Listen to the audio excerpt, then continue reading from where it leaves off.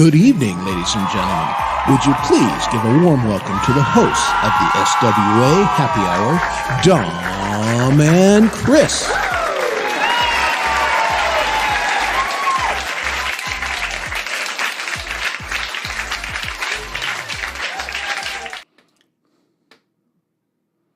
Good evening to you, Chip. How are you?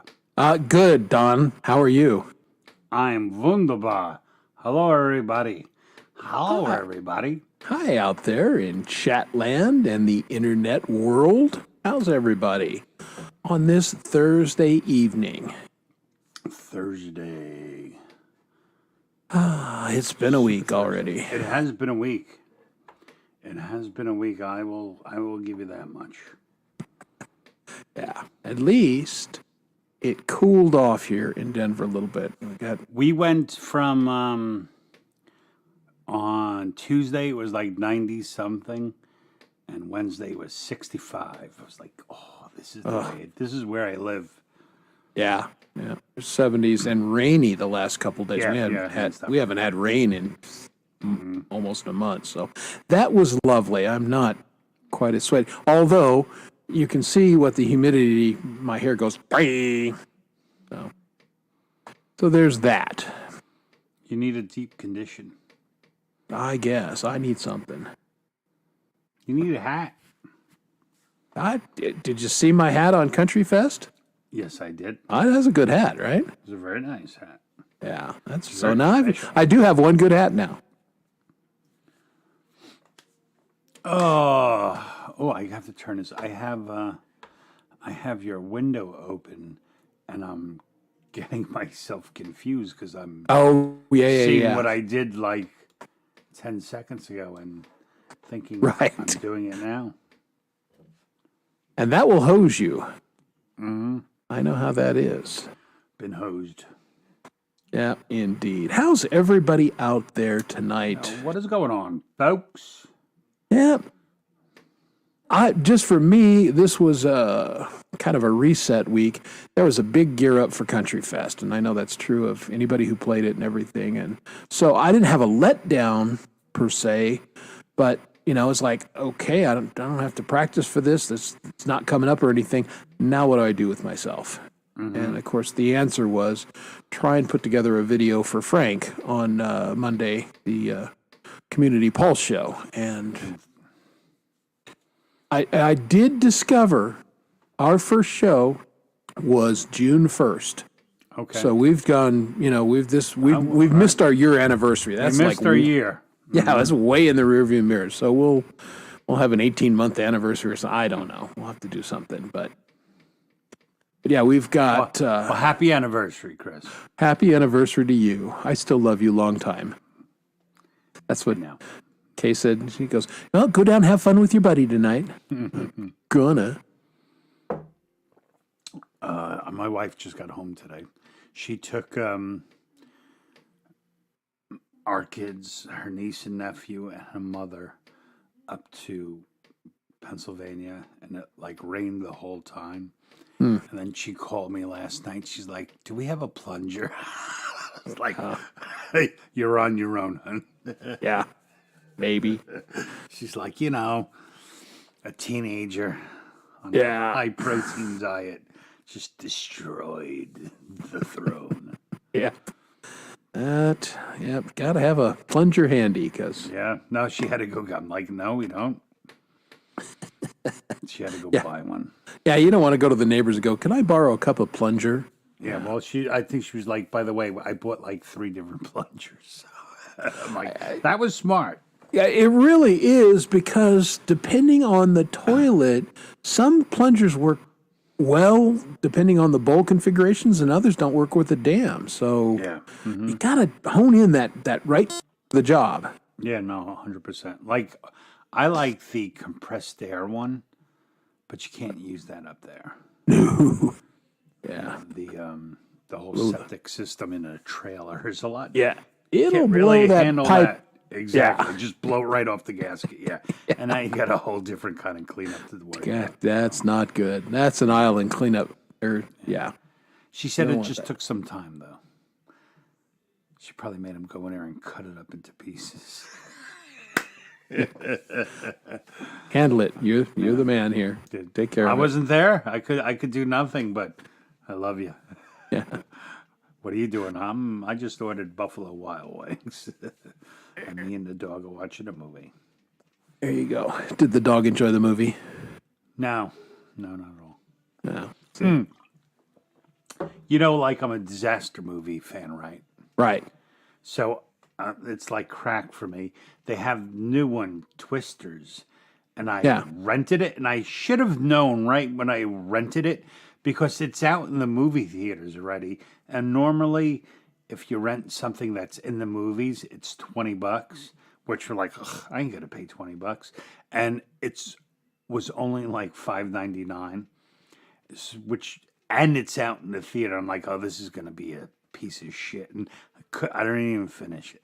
Yeah. Like, you just ruined disaster movies. It was literally like they got people off the street and said, well, you play the weather center lady and the army general, and like, oh, it's so terrible. Yeah, Special that's always effects are disappointing. terrible. Yeah. No, the only movie that's doing anything is Deadpool and Wolverine, which I have not seen yet. Yeah. No, I heard people liked it. Yeah, well, I've enjoyed the Deadpool movies, so. That's good. They good. Yeah, well, let's say hi to all the people over there. Over there? No, they're over there. Over there. Over there. They're at your house. Yeah, If you have snacks. I do. I'd set out snacks unless the guys ate them already because I don't have a refill. You know, Kurt. Yeah. Yep, Kurt. Well, man, between the mushrooms and the weed, he's a hungry snack guy. So, hi, hungry snack guy, Kurt Kasprick, and our buddy Pole Vault is here. Walt and Camellia. Yep. And Rhodey. We do it like the Magic Garden. And Yeah. I see Bootlicker and David. Yep. Indeed. Who else And do we woof see? for the woof to the dog. I see the dog paw. What's Indeed. up, I see Ken's- Freedom Redbird has Ken joined us. Sound Safari. Yeah, very nice. Pleasure I to saw meet you. covers by CQ with my magic mirror. I see that. Coldacre is here. Hi, Coldacre. What's up, Cold? He was here like long ago. Yeah, well, There was, because like, people tuning in. Like, he got all excited when I botched the time. He's like, "Oh, they're going to come early. This is fantastic." And then I'm like, "Sorry, bro, but thanks for letting me know I screwed up." So appreciate you, Oh, there Coldacre, it and is, yeah. sorry. Let's see, right in the beginning, yeah. Yeah. Yep. What are you gonna do? Yeah, they were like, Laurie was there. Yep. David's Or- getting all of us like nothing's working. Oh, apparently he was there when you changed the time and said, "Oh man, it said 5 earlier." Sorry, man. Yeah. Epiphonium is here. Good to see you. What's up, Epi? And KVK has joined us. So Clayton Von Cluj, Kate Von Kluge. He definitely will he could play be- the music. He, You he would could like be it. in a Bond movie.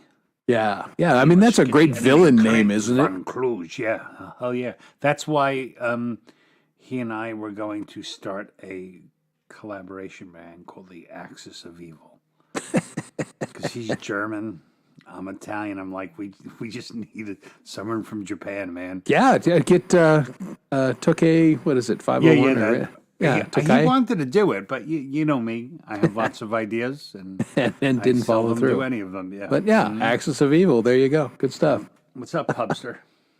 Yeah, the Hub's back from his vacation. He's probably dragging ass. He needs a vacation from his vacation.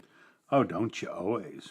If it was a good vacation, you absolutely do. If you don't come home dead tired, you didn't vacation hard enough.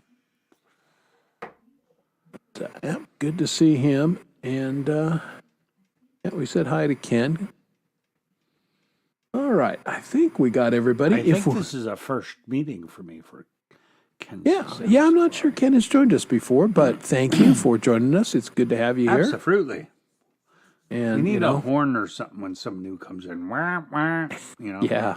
We need like one of those sound effects boards. Oh, and there she is. What's up, JD? Jade is here. Yeah, saw the interview today. I saw much of the interview today.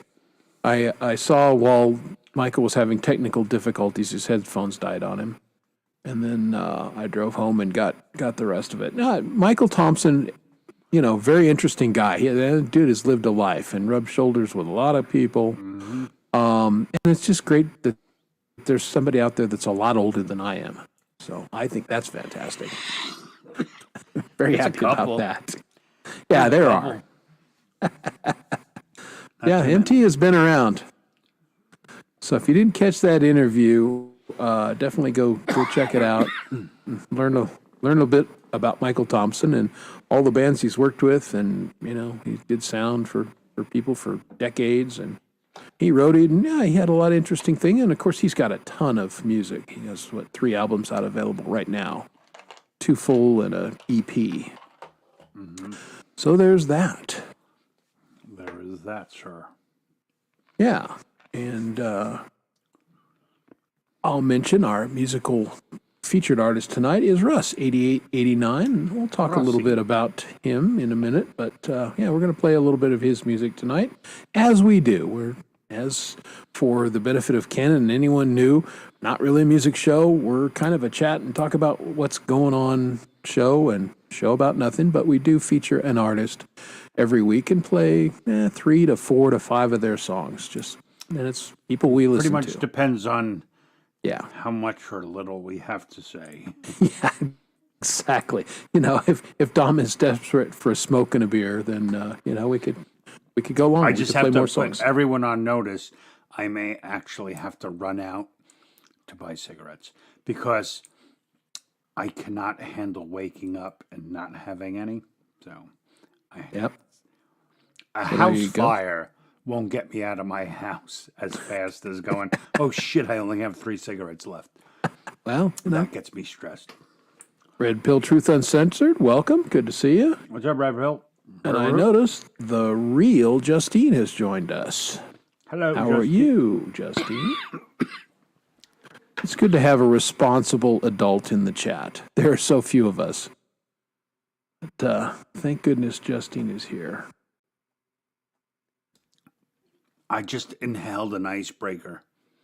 Oh, that's not good. No. I almost died eating butterscotch candy as a kid. Same thing. Slipped down, Really? got caught. Yeah. And, I'm flailing around, and my mom is getting angry at me because she's like, what the hell is wrong with you? And That's the like 70s I'm dying. for ya. Other than that, Yeah. Thanks, Mom. Yeah, that's the 70s. Yeah, exactly. You have a pole sticking out of your side. I'm like, what were you doing in the woods? Yeah. I'm bleeding. Can we talk about this later? I will say this, my dear mother, the one time I worked on projects my whole life, and I was going downstairs and I was going to strip house wiring, the Romex, because I wanted the individual wires. And I'm going down to the basement. My mom said, be careful. And of course, I don't know, 13 or 12 or whatever. Yeah, Mom. And I got my thumb in front and I diced my thumb so bad. I mean, I basically cut an entire skin flap off. And I'm like, oh, that's not good. So I go upstairs and I went, yeah, I had a little accident. And my mom takes one look at me and she goes, yeah, that's not good. And she sticks my hand in a bucket, drives me to the emergency room, gets me stitched up, doesn't say shit, doesn't go, I told you to be careful or anything. That was very cool of her. And yeah, I got that was nice. 12 stitches in my thumb because I damn near cut it off because I'm a dumbass. So yeah, this thumb right here. If my camera was better, you could see there's a line from here all the way down to here. Fascinating. Learning something new about Chris, folks. Yeah. Well, Well, be tested. why I'm very careful with tools now because I had some close calls. I don't mess with I don't mess with electricity anymore. I was changing out my old house. One of the the things over the stove that make a the lot vent. of noise but do Yeah, nothing else. Yeah, they just blow grease around the kitchen and noisily. I was changing one of those, and of course, like everybody knows, only dumbasses read instruction manuals, and there's really no need to shut the breaker off before you work with electricity. And man, I hit something and I flew across the kitchen. And I was like, I'm calling an electrician. That's it. Yeah, I'll do little things anymore, but I've got a buddy who's an electrician, and if I think it's going to take longer than 30 minutes, I'm calling Toby and saying, "Hey, bro, pizza's on me. Come over and help me out."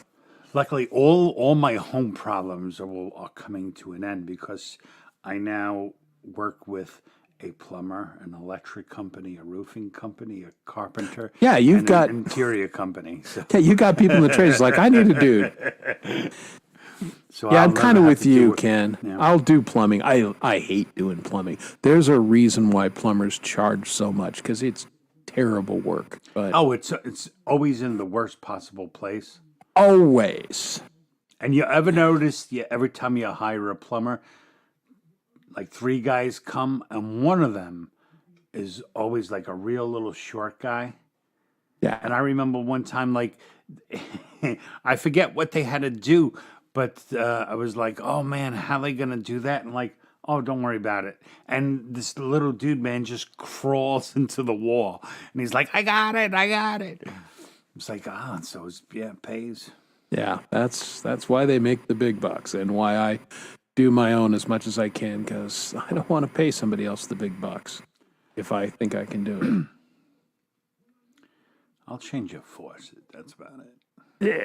Yeah, that's easy. Although, again, I did the last time I replaced the sink and everything because it's that stainless steel and it's had a sharp edge, and it slipped on me and cut the shit out of 3 of my fingers on this. I'm working with my oldest son. He goes, "Oh, that looks bad," and I'm like, "Yeah, but we got to get this sink in." So we put the sink in, and there's blood everywhere, and I go, "Okay." So now I'll wrap up my fingers and finish up. I'll drive you again. No, that's That would have been funny. yeah, She Mom. just happened to be over for dinner. Yeah. Oh, Jesus. Yeah, remember when I was 12? yeah. I'm now 56. Can you come over and drive me? Yeah. Freedom, a little butt crack never hurt no one.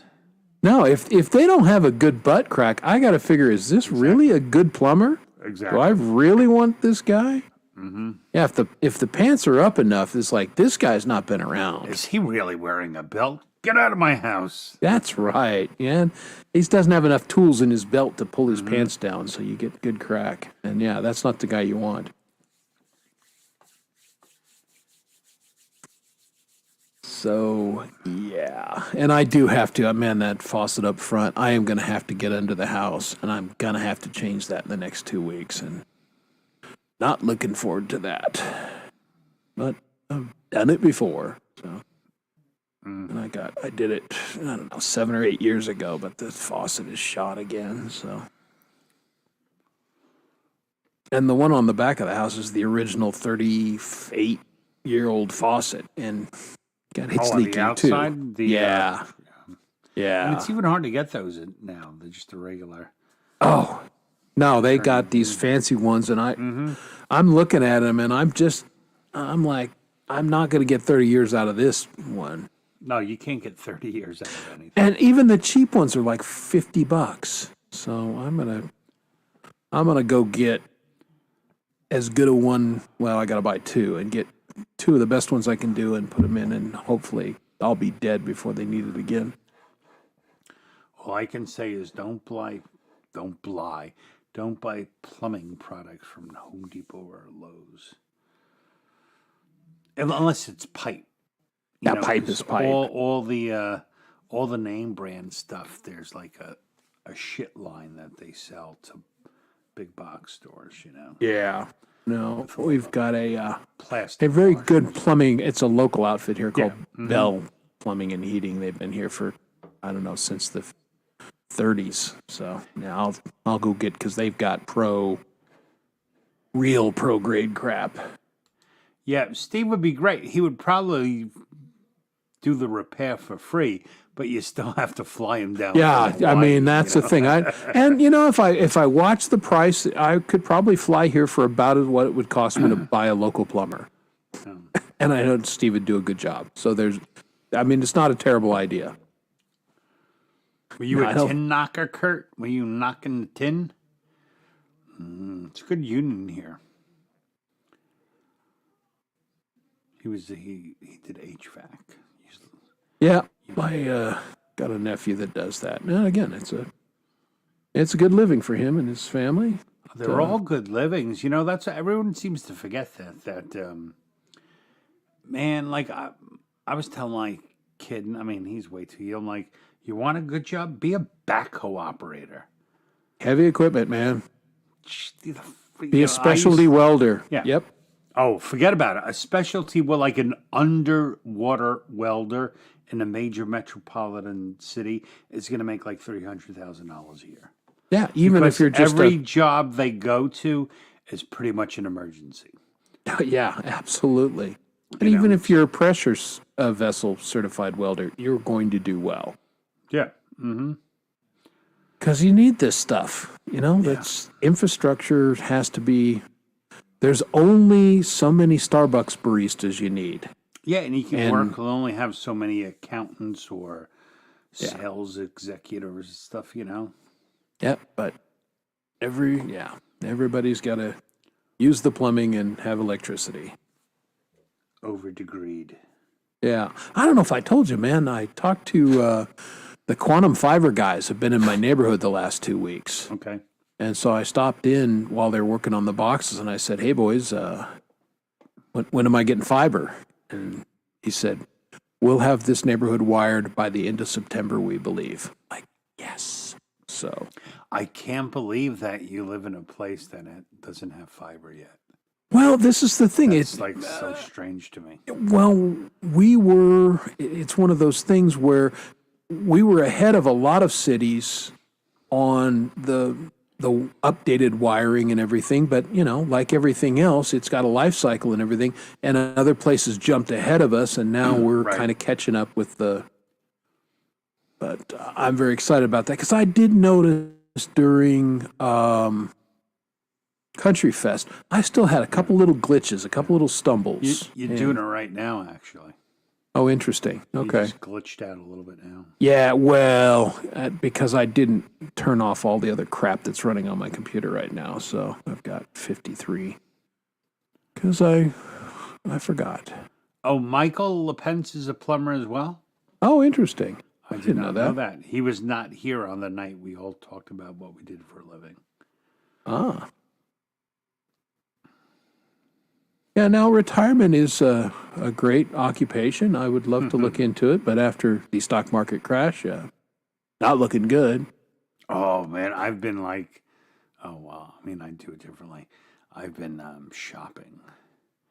Well, yeah, there's bargains to have, but man, my retirement stuff got an ass kicking just on Monday and Tuesday. Yeah, I mean, but yeah, it's, just give it a couple of months.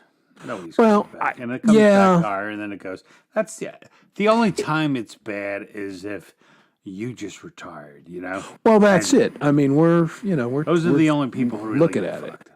Yeah. Hey, there's Hey, Chad what's up, Freeman. chatters? He said hi to you Chatters. first and then me because he likes you better. No, I'm sure that's not the truth. Yeah, Chad Chad? likes all people equally.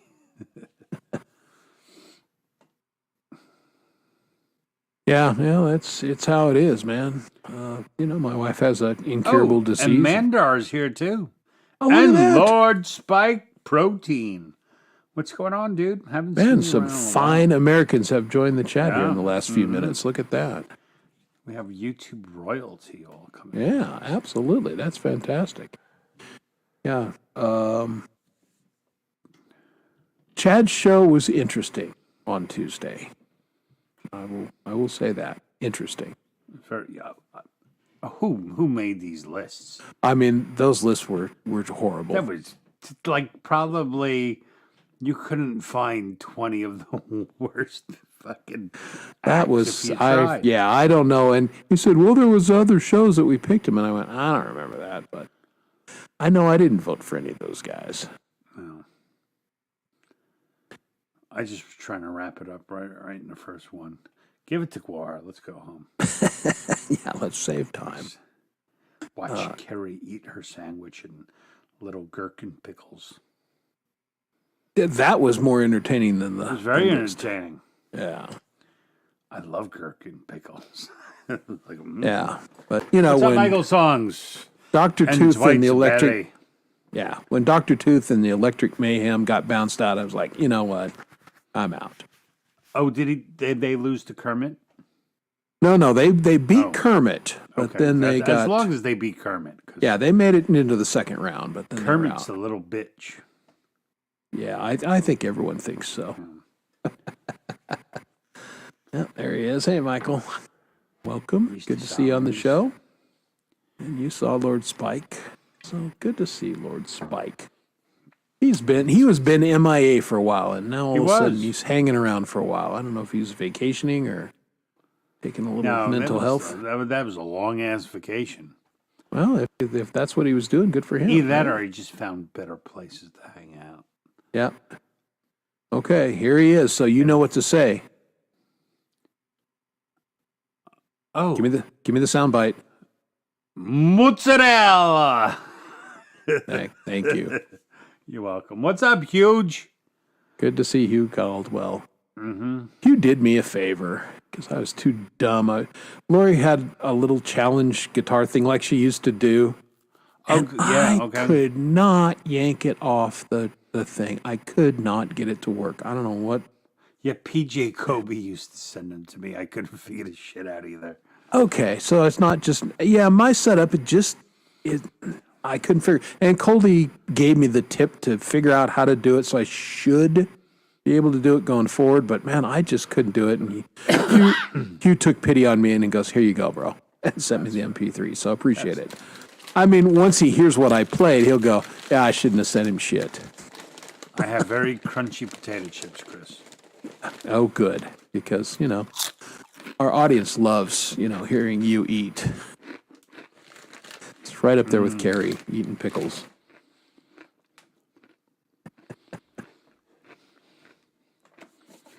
Exactly. Cold Acres got it. Exactly.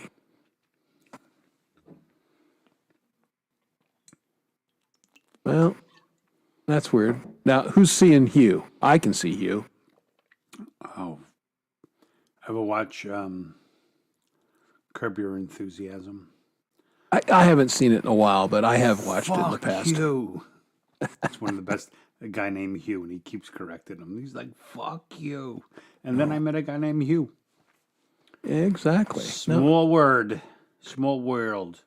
Small world indeed. Hey, Dwight Bailey's here. Hi, Dwight. How you doing? White is here. That's right. White Skippy is here. says, Oh, it's John Wiggs. Everyone, it's John Wiggs. John Wiggs. John Wiggs. Man. I dug Wiggy's set on Country Fest. I thought it sucked. Okay. It was He awesome. doesn't really think that. Of No, he was course. great. I loved his He song would choices. expect me to say that. No, Exactly. I love the way he sings "Whiskey and You."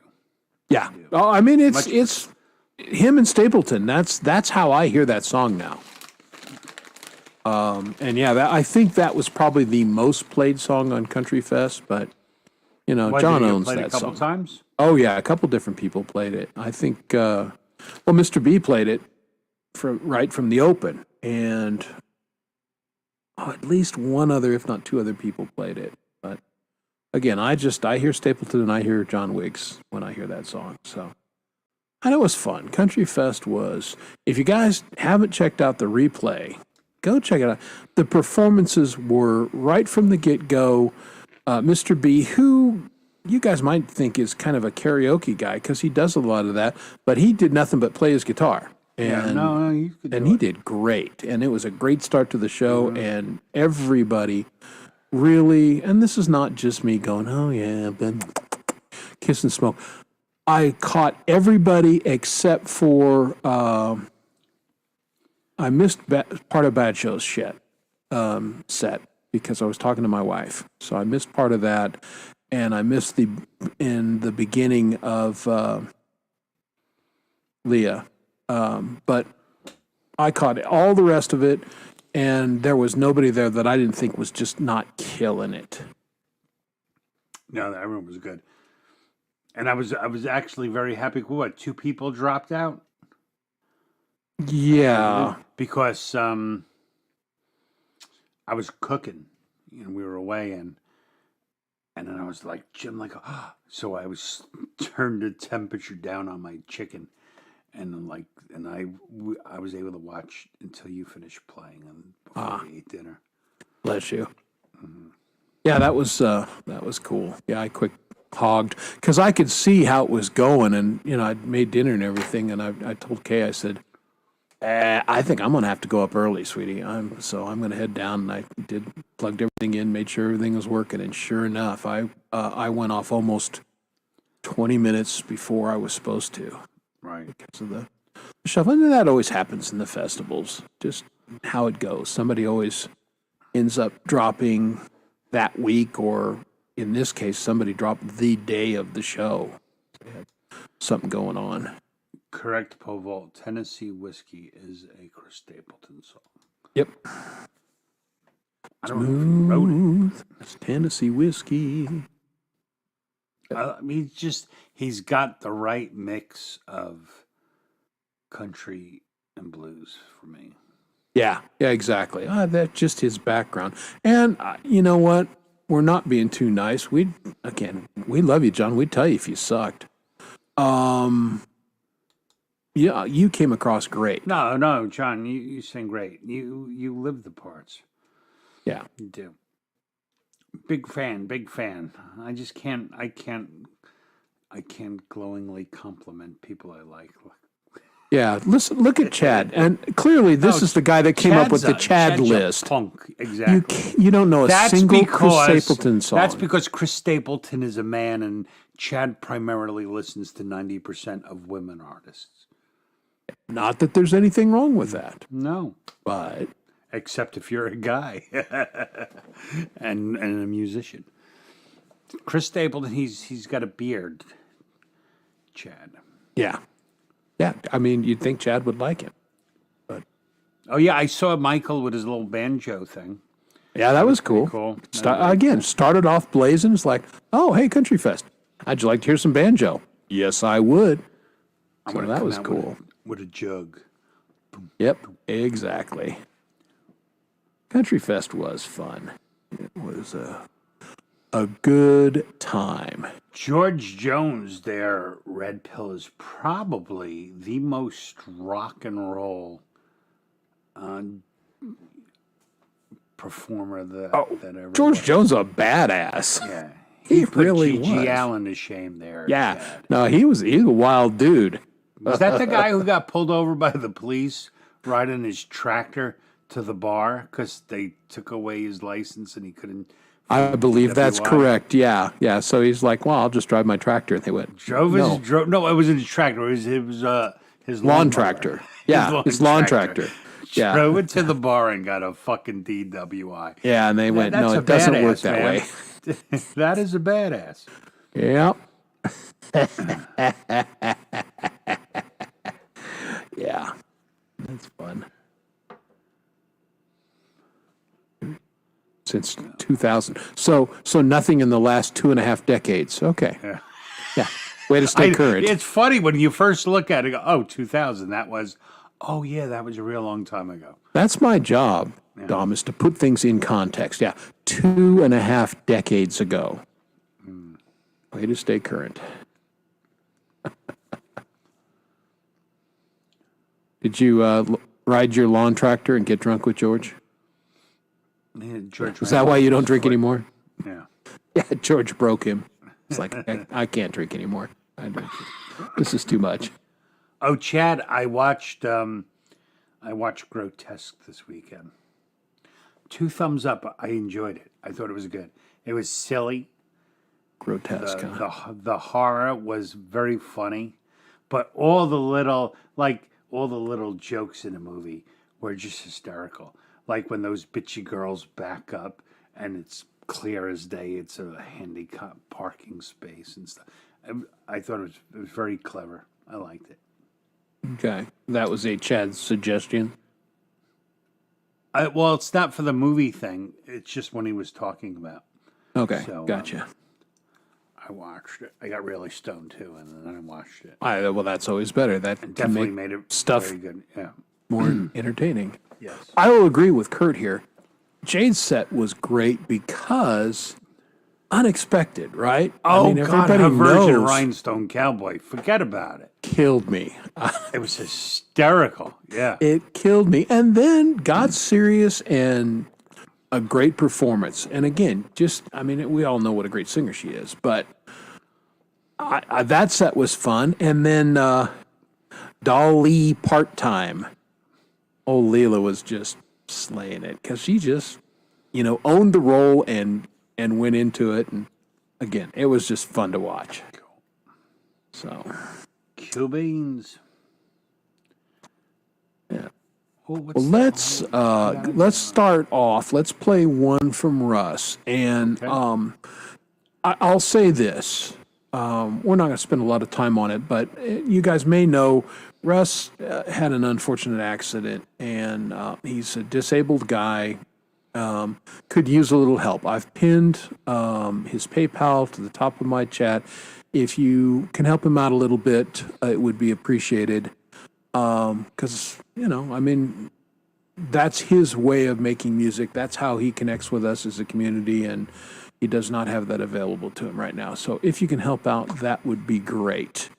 And I'm going to share something from the album that they just put out. His cousin and the fellas, they call themselves the Delicate Giants. And this video is amazing. I think they have professional actors in this, and I think this song is really impactful and hitting. This is a song called Shattered.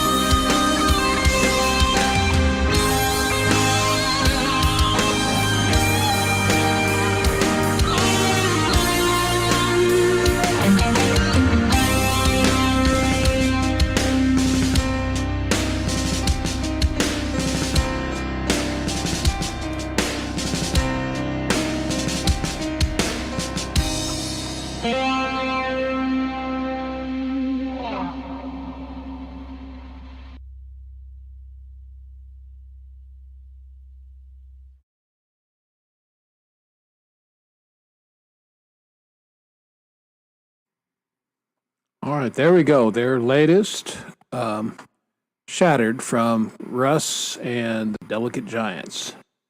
And we'll play a little more of their stuff later on this evening. But wanted to share that. That's just a super good song. I like that song. Just powerful, right?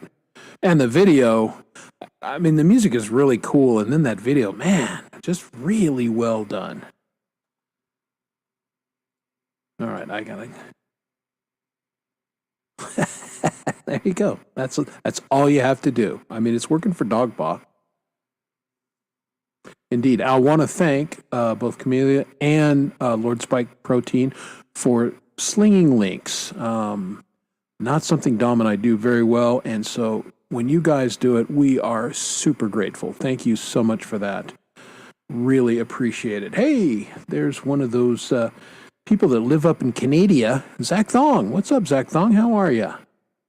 Good to see you this evening. So we've got two Canadians that I'm aware of right now. We've got Gary Hubbs and Zach Thong. We've got two Australians between Coldy and Camellia, and then the rest of us scattered various places around the world, from Scotland to California to Colorado to New York, and Chad points in between. Hey, there's Don. Hello. I'm very angry. Uh-oh. I distinctly remember putting a piece of Peppino's famous pizza in my refrigerator last night. And I just was like, ooh, I'm going to go get it. And someone ate my slice of pizza. You got two boys, one on the verge of being a it wasn't teenager. my boys. It wasn't the boys. I know it was my wife. I know it was her. Damn. I'm like, what am I going to do now? Well, not eat pizza. Oh. Yeah. Well, that's what happens, man. That was not in the vows. Yeah. I distinctly remember saying, I'll share everything with you, but not my pizza. Not my drunk pizza, especially not the drunk pizza. You really I'll share my should've looked. pizza at dinner, not pizza at like midnight. You got to find that. Well, you got to, in the future, you got to hide it in the fridge downstairs. That's true. See? Yeah, Get ahead of the curve. It's I like, could've I'm thought going to about want that. this pizza Thursday. That's pretty smart. Tomorrow I'm going to go stock the fridge with happy hour snacks. There you go. See? I got your back, bro. I keep you happily married and, keep your tummy full of snacks. Chris is my marriage counselor. I do what I can. Yeah, we're leaving again tomorrow. We're going tomorrow afternoon. Are you heading up to Pennsylvania? Mm-hmm. Yeah, no, we're not. All four of us, or the five of us, you have to count the dog, this weekend, and then I think next weekend is her last weekend before school. The school this year starts in August, or she has to report still in August. So I think the next weekend, just me and the boys are going to go up by ourselves. Yep. And then it's back to the swing of things. Well, we drive by a high school, and I can tell the teachers are already there working. So I know the kids will go back in the next 2 weeks, which will make our commute that much longer. Yeah, we're not going anywhere not until September for our anniversary. Wargate denier. Oh, he's one of them. Yeah, I didn't know what to make of Guar. I got to tell you the truth. It was, Here's the if you ever saw Guar live, you would enjoy them because it's a band to see live. Not outdoor. I never saw them outdoor. It's not as good outdoor. I saw them in many indoor clubs and with the light show. It's a lot of fun. it looks like, that's a show kind of band. It's stupid. It's like a B horror movie. Okay, gotcha. It's not about, obviously, it's not about the music. Yeah. I hold on, very important question. I like Stromboli, depends on how it's made. I've had good Stromboli. I've had Teller scramble. Well, that's the thing with Basically, it's just a pizza rolled up. And what you like, I don't like it with sausage and peppers in it. That doesn't go too well. But I mean, some of it I love. I love pinwheels. Pinwheels are the best. Have anyone ever had a pinwheel? Yes. They're very yummy. Yeah, indeed. Well, and again, it's like any other ethnic food. There's really good versions of it, and then there's some, so-so ones. Oh, no, what I had today? We're starting early. Yeah, we're starting food early. One thing I'm very happy about living in New York and working in construction, you work with a lot of Hispanic people. And before construction, I had never in my life, I always ate very Italian. And then I started in construction. Fucking rice and beans, man. Ooh, yeah. Oh, my God. Rice and beans is fantastic. Yeah. You know, I had like rice and beans today and what is like roasted pork, you know, the kind that just you pull apart. Oh, yeah. So delicious. And of course, I hate having that for lunch because the 2:00 hour it's rough, you know. You want a siesta. Yeah, pretty much. Yeah. Mm-hmm. Well, I've gotten to enjoy living here in Colorado. I mean, Colorado has been heavily Hispanic since the 1500s. I mean, there were missions here. One of the oldest churches literally in the nation is here in Colorado in the San Luis Valley. So I've had great Mexican food my entire life, and it's yummy. Yeah. Yeah, nice beans and rice with the... Oh, you just can't. That's so friggin' delicious. Yeah. Pastrami. Kurt, have you ever been to New York? Cat's Deli, wrong one. They make their own pastrami, and like you get a sandwich there. It's like a pound of pastrami on rye bread. Oh, it's really, really, really, really good pastrami. Pastrami, like I'll still go to like a Jewish deli for it, but you can't get cheese, so I just get it home and then add Swiss cheese when I get home. I like pastrami. Well, I was doing books for a while with a guy in New York. We went over the Tappan Zee Bridge to get to his place, and he had his Jewish deli that he loved. He was Jewish too. Going which way over the tap? Which is now called the Robert F. Kennedy Jr. Bridge. Yeah, exactly. They changed the name. So You should going, stop naming bridges after people. it would be on the east side. So yeah, we went over to the east side on the bridge. Anyway, and yeah, he would buy these lunch spreads from the deli there, and he'd get the pastrami and everything. It was so good. But man, that's back when I used to battle gout a little bit. And man, I would have the worst flares after going to work on a book with him because that meat was rich, but damn was it good. I'd say I don't know what I would do if I ever had something that made me change my diet. That would be rough. No, it's not fantastic, but I figured it out. It took me a couple of years, but yeah, now I don't have any issues with it. But Well, yeah, I imagine like anything, you get used to it. But yeah, well, there's the nothing. getting used to it would be rough. Yeah, there's nothing I can't or won't eat, but I've got to be a little bit smart. Red wine is not my buddy. I can't really drink red wine anymore. I could drink red wine as long as I don't drink it continuously. Yeah. Otherwise, the sulfites just pound me with head. Yeah, it tends to kick But off. I could have like an one attack. bottle a week, you know? Yeah. Like I said, I just save it. My wife is the daily wine drinker, and her and I will just like split a. I'm a bit wine snobby, so like Yes. I'll pull a bottle, and it has to be a big deal. Like she hates it, but I'm like I have to read her where it was made, and like that's my. I'll spend like a couple hours trying to find like okay, I need a Cab Franc to level off my collection, you know. So Right. you know, I always that part of it's fun. To me, it's more fun than the drinking. Well, oh, absolutely. I mean, as we've talked about whiskey, that's kind of the same for me. The hunt Yeah, well, and the I've been doing tasting that- is yeah, fun. yeah, That's way more fun than the actual drinking of it. I mean, that's kind of a nice, okay, yeah, we did this. Or finding That- something that's really good that nobody else knows about. That's fun. right. So I think I don't actually tell you. I think I said it though. So up in Pennsylvania, I had that Monkey Shoulder. That's Yeah. a Scottish wine, right?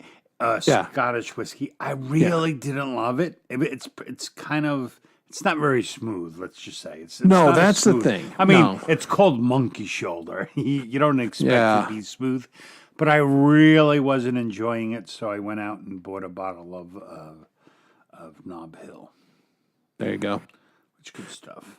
Can't go wrong there. Yeah, monkey shoulders again. I like some scotches. I'm sorry, Hugh. I don't love all scotches. No, it wasn't. It really, I didn't enjoy it, Hugh. I condemn your people for Monkey Shoulder. Well, again, just you Now, can't condemn Chris's entire people. Chris's people, Breckenridge. Oh my God, Breckenridge is smooth, man. yeah. It's dangerous because you could sip it and sip it. There's no bite. I gotta say, I was drinking the Irish poutine after Country Fest, and it was a brand new bottle, and now it's a lot lower. Because same day, it's triple distilled moonshine basically, and God, it's smooth. Yeah, I think that happens to a lot of people. Yeah. LSP. It's the damn tannins and the sulfites, but Yeah. it's a cumulative effect. If you do like red wine, you can figure out what your threshold is. I'm like Yeah. a bottle a week, and I'm fine. Yeah, if I have a glass once every couple months, it's not going to bother me. But Hugh's already a carnivore, isn't he? yeah, Look at him. absolutely. He's got to be a carnivore. one would presume. Indeed. And or your comment earlier, Dogpaw, yeah, books like this, not those kind of books. That's what Dom does. What? What do I do? Books. Keeping the books. Oh, I make physical reading books. Yeah. That's what I do. I'm more like a book cooker. What kind of profit margin you want? Okay, let's go. What does this number need to be? Yeah, that's I've had. You don't know how many times I've said that in my career. What do you want to make? Yeah. But that's all good. Venison 10A. I don't love venison too much. I mean, I'll eat it. I'm not crazy about it. I mean, red wine matches with any kind of meat, depending on. I mean, you don't want like a Pinot Noir, you know. Yeah. As a rule, yeah. I mean, I know they used to say, "Oh, you can only drink white wine with a light fish," but bullshit. No, you can drink whatever you want. Yeah, and a dark wine will go very nicely because it's a little contrast with a lighter fish. I mean, it all depends. Like you can't have a Cabernet. You could have a Cabernet with fish, but the wine's going to kill the fish. You want it, no. you want them. So when you get both in your mouth, it's just boom, boom, boom. Yeah. No, anything that's a little on that sweet side is not going to work well with the seafood. It's not going to be fun. But yeah, for beef, man, a nice cut of beef and then a red wine, I can't. That's classic. Classic. Hey, there's Pendar. What's up, Mandar? How are you? Mr. Mandar was here before. Yeah. You guys not speaking? I wonder if they're kind of got the same deals Kay and I do sometimes, like different parts of the house. Yeah, I don't know what they're doing. Hand to God, Lord Spike ribeye, the best cut of steak. Ribeye is My good. absolute favorite. Yeah. Most flavor, and most tolerant of, if your grill's a little hot and, it gets a little more done than you would like, it's still going to be great flavor and good texture. Where some, Yeah, it's the perfect combination of very beefy, yeah, but very delicate. So it's Yeah. like filet mignon can be kind of okay, what's the big deal? And then other steaks are like veiny and like yeah, ribeyes. Oh, I love yeah. ribeyes. Often with fillets, I do. the texture's amazing, but the flavor is just kind Yeah, of. it's just There's a reason why people wrap it in bacon, because sometimes it needs a little bit of help. or have it on the side with lobster, right? Right, exactly, because you get something a little different. So, and prime rib, good show, I'm man. not. Yeah, I don't yeah, eat it anymore. No. It's literally it's just too fatty for me.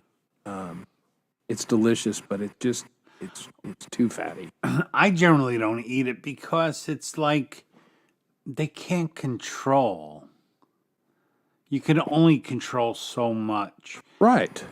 what temper it's at, Yeah, exactly. Because it's a big old roast and it's so dependent I don't want on. to share with everybody, basically. I want mine. Give me mine, and everyone else can get their own. Like when we're all cutting it off, did I get the slice right next to that bastard? Do what you feel is best, Chad, but you could share a joke if you wanted. I mean, Urban comes to the show all the time, so come on. Yeah, come on, Chad. Now you have to. Yeah, don't be a wimp. Don't No tease one us. type any comments until Chad tells us this is a joke. Well, we're waiting. Mm-hmm. Caddyshack. Judge Smales. Oh, we are going. This is like Dog Paw's favorite show tonight. Yeah. Well, and we've been so good. We had not talked about food hardly at all for the last couple of shows. Hell, we didn't even mention food last time until we were almost done with the third hour. But tonight, I don't know, we got on. Well, because I went to get a piece of pizza and it was fucking gone. That's why we're talking about food, because that's all I'm thinking about. Yeah. I could easily eat steak every night, except I love pasta too much. Yeah. I bounce around. I mean, chicken, beef, fish, pasta. I did this last Friday, Dom. I should have loaded the pictures. Damn it. I uncovered the pizza oven and made pizza. Okay. And the crust was so thin. It was like a matzo wafer. It was crunchy and delicious. Best pizza I'd made in a couple years, and I hadn't made pizza this season yet. So Do you Very make happy. your own dough? Are you that Yes. into it? Okay. yes, Own sauce? yes, Okay. yeah. Now I do start with a Yeah, man. tomato-based sauce, but yeah, I make my own on that. Hey, And- I'm an Italian. I don't make sauce. well, My that's mother it. I used mean, to make it, and it was like, if I want my mom's. She well, did it, yeah. So I'm So screwed. yeah, I take a commercial one and then Yeah, basically, doctorate. That's totally yeah. add tomato paste and vinegar and blah blah blah. So yeah, but they were amazing. I made for my wife. I made a salmon and mozzarella pizza with some greens on top. Then I had one that was Canadian bacon and mushrooms, and then the next one was anchovies and mushrooms. And then what did I make? The last one was pepperoni and mushrooms. And No, it's really good. It's like what the hell is it? Prosciutto, gorgonzola, arugula, and figs with like yeah, like a balsamic glaze on a pizza. It's like it's really delicious. yeah, I had one of those, and I haven't made one, but I thought it was pretty amazing. Oh, you make stuffed cabbage, Kurt? I love stuffed cabbage. My mother. I used to would, make yeah. it. No, I don't Hers make was it. always like a pink sauce. Yeah, I've had it and I like it, but that's not something I make. It's a lot of work, you know. It is, and I don't love cabbage 100%. I just, kind of makes me a half-ass Irishman in that respect. But yeah, I don't really like cabbage that much. So Yeah, I got no problem with it. now we all have our Kangaroo and things. emu. I've never had kangaroo emu. I would though. I've eaten both. Emu. I preferred the emu, honestly. Yeah, I eat mushrooms basically in some form every meal because they're super good for you. They got all kinds of yummy stuff for you. I do need to make a run. I like it. What are the big ones? Yeah, the portobellos. Portobellos, like stuffed portobellos. I like. Yeah, I keep those around for my vegetarian friends when they come by for a cookout because basically, yeah, I make one that's it's got an umami. It's like a perfect cookout thing, but it's for vegetarians. I may have had vegetarian friends, but after they came over to my house for dinner, they for some reason stopped coming over. Because you know what? That's not my problem. I can accommodate all. I can't accommodate true vegans for a couple reasons. Because vegans tend to be pretty zealous, Yeah. and my kitchen's contaminated. So in that respect alone, but it's a little too hardcore. I just Yeah. vegetarians I can do no problem. I mean, True vegans I just don't have that kind of stuff on hand. we never just have meat for dinner. I eat vegetables all the time. Oh yeah. It's not what I live for. It's something good on the. It's because the steak costs too much money, so you need other stuff. Well, yeah, and I get bored. I mean, No. I like everything. Well, and I was gonna this Sunday. Kay got from our meat delivery service a pork loin, and I Okay. looked at it and Pork went, loin's "Oh, this is going to be good." Well, Mustard and apples and stuff. yeah, my nephew, who's a grown ass man anymore, called me and said, "Hey, Unc, we're having a get together at my place. We're going to do a barbecue. Come on over." And he said, I said, "What do I need to bring?" He goes, "If you want to bring your famous guacamole, I'm not going to be upset by that." I said, "I'll make you guacamole." Did they actually say your famous guacamole? Yes, I can show you the text. 'Cause I have to make guacamole for the crew. So, but he's doing everything else, and I'm just going to sit over there and drink a little bit and enjoy my adult nephew and his lovely girlfriend and my brother and his wife, and yeah, so it'll be fun. That's One of my what we're doing sons this just weekend. recently learned he likes guacamole, so we're going to take him to this restaurant where they make it tableside. Okay. Thought it'd be fun. I wonder if I could ship you guacamole and it would still be good by the time it got there. Probably not. Probably not. Shame. Oh, you have to drive not here. It's one of the good things about it. It's like a cannoli on day one.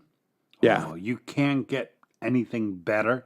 A cannoli on day two.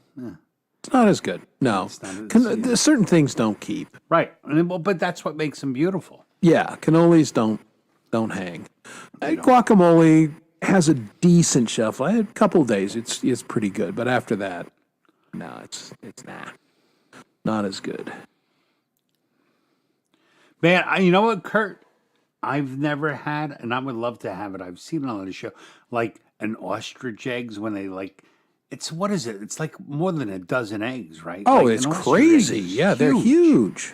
And the shell is tough as hell. Right, they got to drill through it. Yeah, it's crazy. But yeah, that would make a hell of it. You could feed a lot of people an omelet made with one single ostrich egg. Yeah. Dog pie were weird words.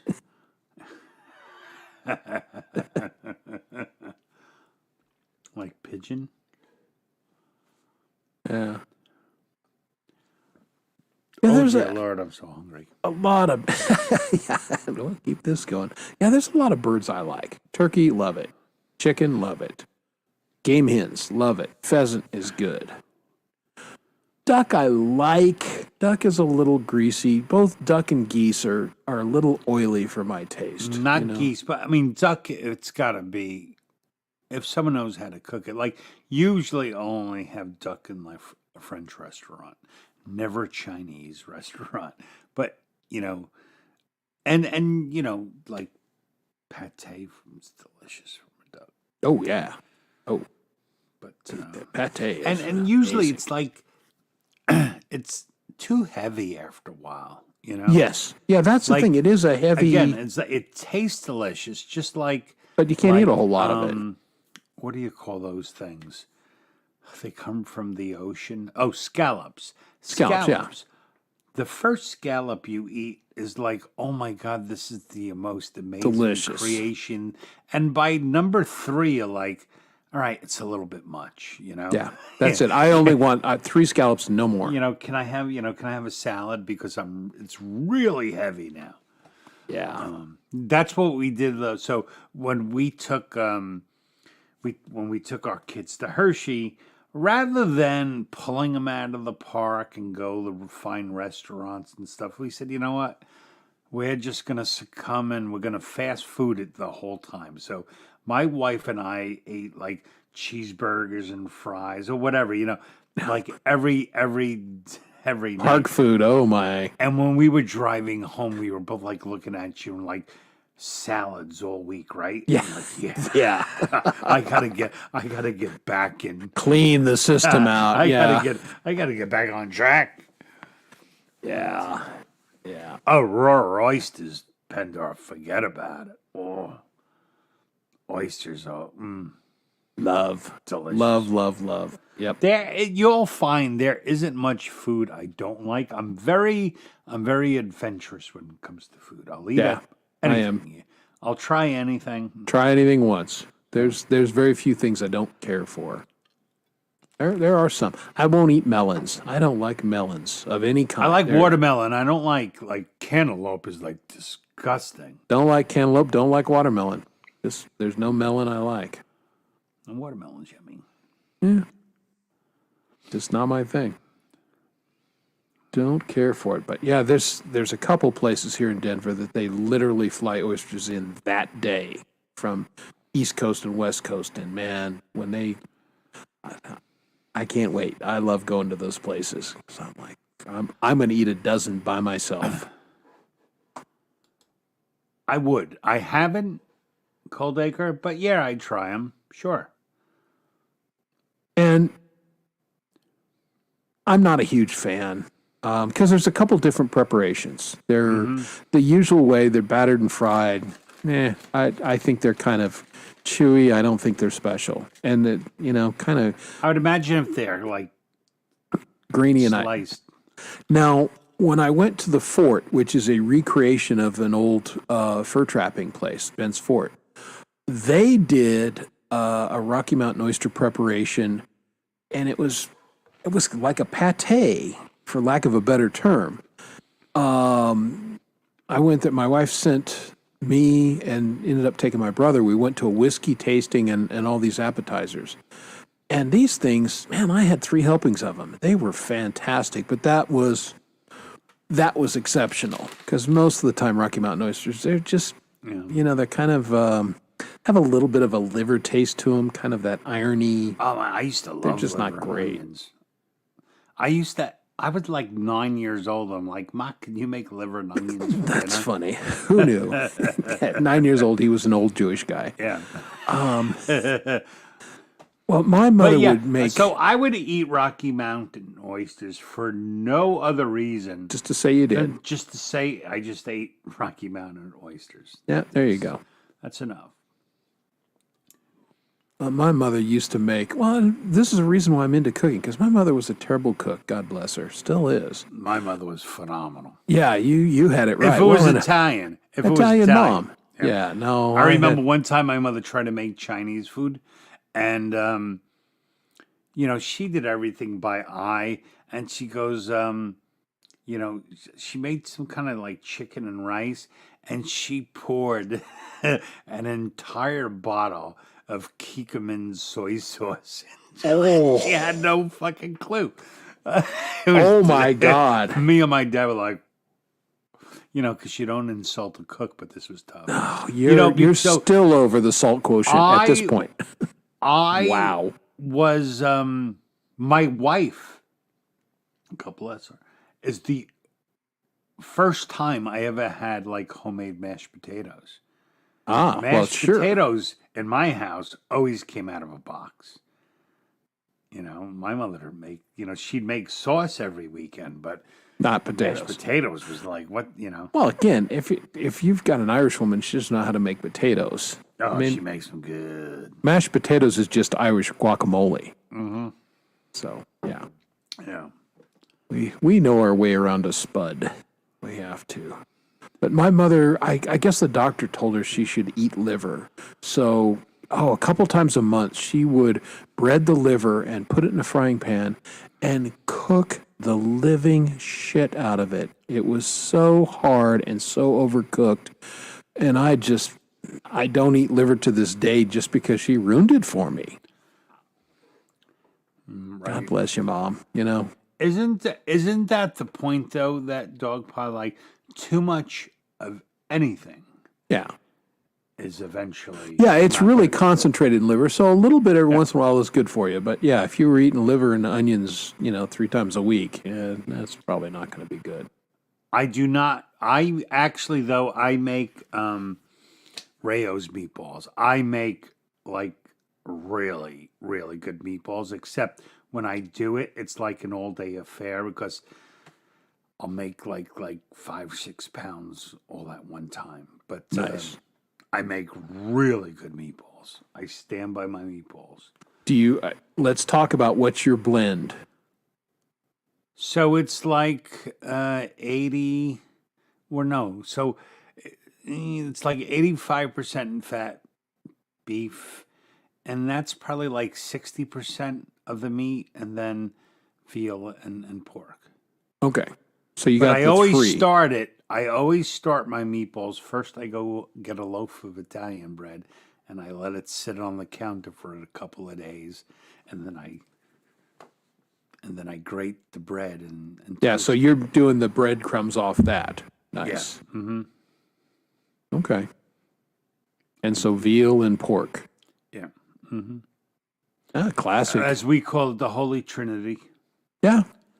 Well, if Cajun cooking, the Holy Trinity, onions, peppers, but like if you have like all beef meatballs are just not the same.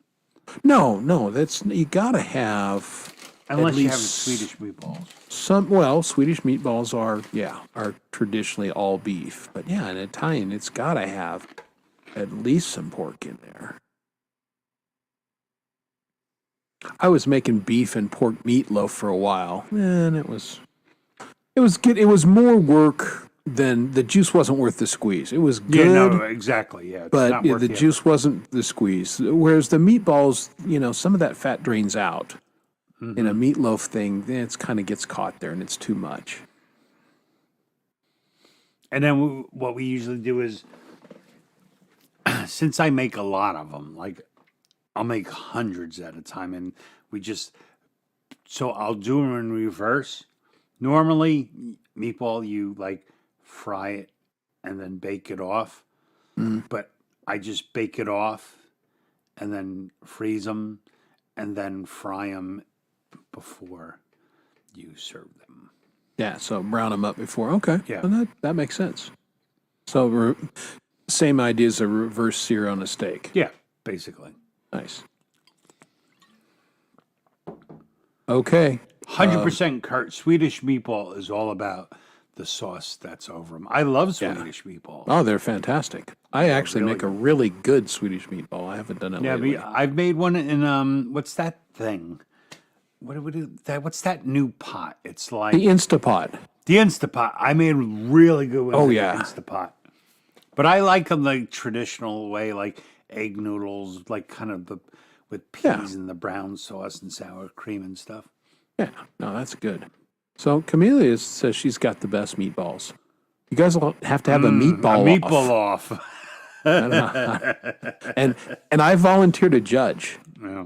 I will be completely impartial, and I might have to eat a bunch of both your meatballs to make some kind of determination. My favorite thing, for meatloaf, is I just make it and then put it in the refrigerator. I don't want it for dinner. Give me some Wonder Bread. Meatloaf sandwiches are the best. Oh yeah, no, that's my wife loves those. And Yeah. again, my mother made meatloaf like every mother did back in the God, yeah. 70s, and her meatloaf sucked. It was Well, that's because there was so much bread in well, it. she couldn't cook. I mean, her mother was, they're from the Midwest, and they just everything was bland and it was just bad. So when I first started dating my wife, she invited me over for a homemade dinner, and she was going to make me meatloaf. And I thought, oh, goody. But I show up, and she makes this meatloaf, and I'm like, holy shit, is this what meatloaf really tastes like? Right, uh-huh. Yes. Oh, I was in heaven. It was fantastic. And then, sent me home with a meatloaf sandwich, and like, oh, I think I'm in Meatloaf, love. yeah, exactly. Meatloaf sandwich, oh, forget about it. Yeah. It's pure heaven. A couple weeks later, then she made me pork chops. Same deal. My mother would just incinerate the pork chops because she still believed that trichinosis was a thing. And, you could drive nails with her pork chops. Well, You could use the pork chop as a hammer. oh, absolutely. Oh, that was the worst. And so Kay says, yeah, I'm going to make you pork chops. And same reaction is like, oh, good. I like pork chops. And then I ate her pork chops and went, oh, so this is what pork chops taste like. Oh, this is fantastic. So, yeah, it's, my wife is an excellent cook, even though I do most of the cooking anymore. But she kept us fed and happy for years and years while I was coaching and on the school board and all that crap. And we still, a couple times a month, it's like, honey, you got to make meatloaf, or you got to make your spaghetti, or, because she makes a great spaghetti sauce, and I love her spaghetti. My wife is the general cook in the house Yeah. because she can make something out of anything. I'm very obtuse when it comes to cooking, and I'm like, I need this specific. I don't substitute. If it says you need shark semen, by God, I'm putting it in the damn dish. Yeah, I don't know. So when I cook, it tends to be a little more expensive. So she's like, Jesus Christ, we can't afford to eat this way every night. yeah, with kids your age, yeah. Oh, we don't even bother cooking for them anymore. Like maybe 3 days a week, we try to eat the same thing. Other than that, fuck them. You want to eat that shit, go ahead. Yeah. Well, Someone once told us, when kids are hungry, they'll eat, and they do. True. They can't really eat anything bad at that age. No. Trying to think, where do you get the shark semen exactly? Is that Trader Joe's? I don't know. Luckily, for whatever reason, is the first thing that popped into my mind. hilarious. Luckily, I have not had to use it as an ingredient. Yeah. Well, of course, I love, and I don't watch them that often anymore, but I love that. Yeah, no, I love shark semen. No. What I was going to say is I love those cooking shows like Chopped and everything. It's like, here's a basket, make something out of this crap. Right. And, you will go into your kitchen and go, I'd like to make something, but I don't have exactly what I need. How can I substitute? So that's the little intellectual exercise for me, which I think is fun. And I've had some good things. And of course, I've had some fairly miserable failures too. It's like, wow, that didn't work. You cannot substitute that for that. Like, food is kind of like art for me. I see a picture, I'm like, yeah, it's a picture. So if I don't have it all laid out, I can't envision what it's going to be. Kind of thing. So I often can. It's just, again, it's fun. It's like my little hobby. what I do for a living is most people's hobby. So that's not my hobby. My hobby is cooking. And then my avocation, I guess, is music. What if my hobby was making spreadsheets for my friends and family? That'd be. That would be weird, but we don't judge. Hey, can I come over this weekend and Make you a spreadsheet? make you a Yeah. spreadsheet? Oh boy, would you? Can't wait. I do like to cook, though. I do. It's great. It's relaxing. It's fun. Well, I love to barbecue the most because yes. I'm outside, they're inside, and I'm drinking. Yeah, I don't even care about the drinking part most of the time. I'm outside and I got my grill and I'm smelling the air and that's good.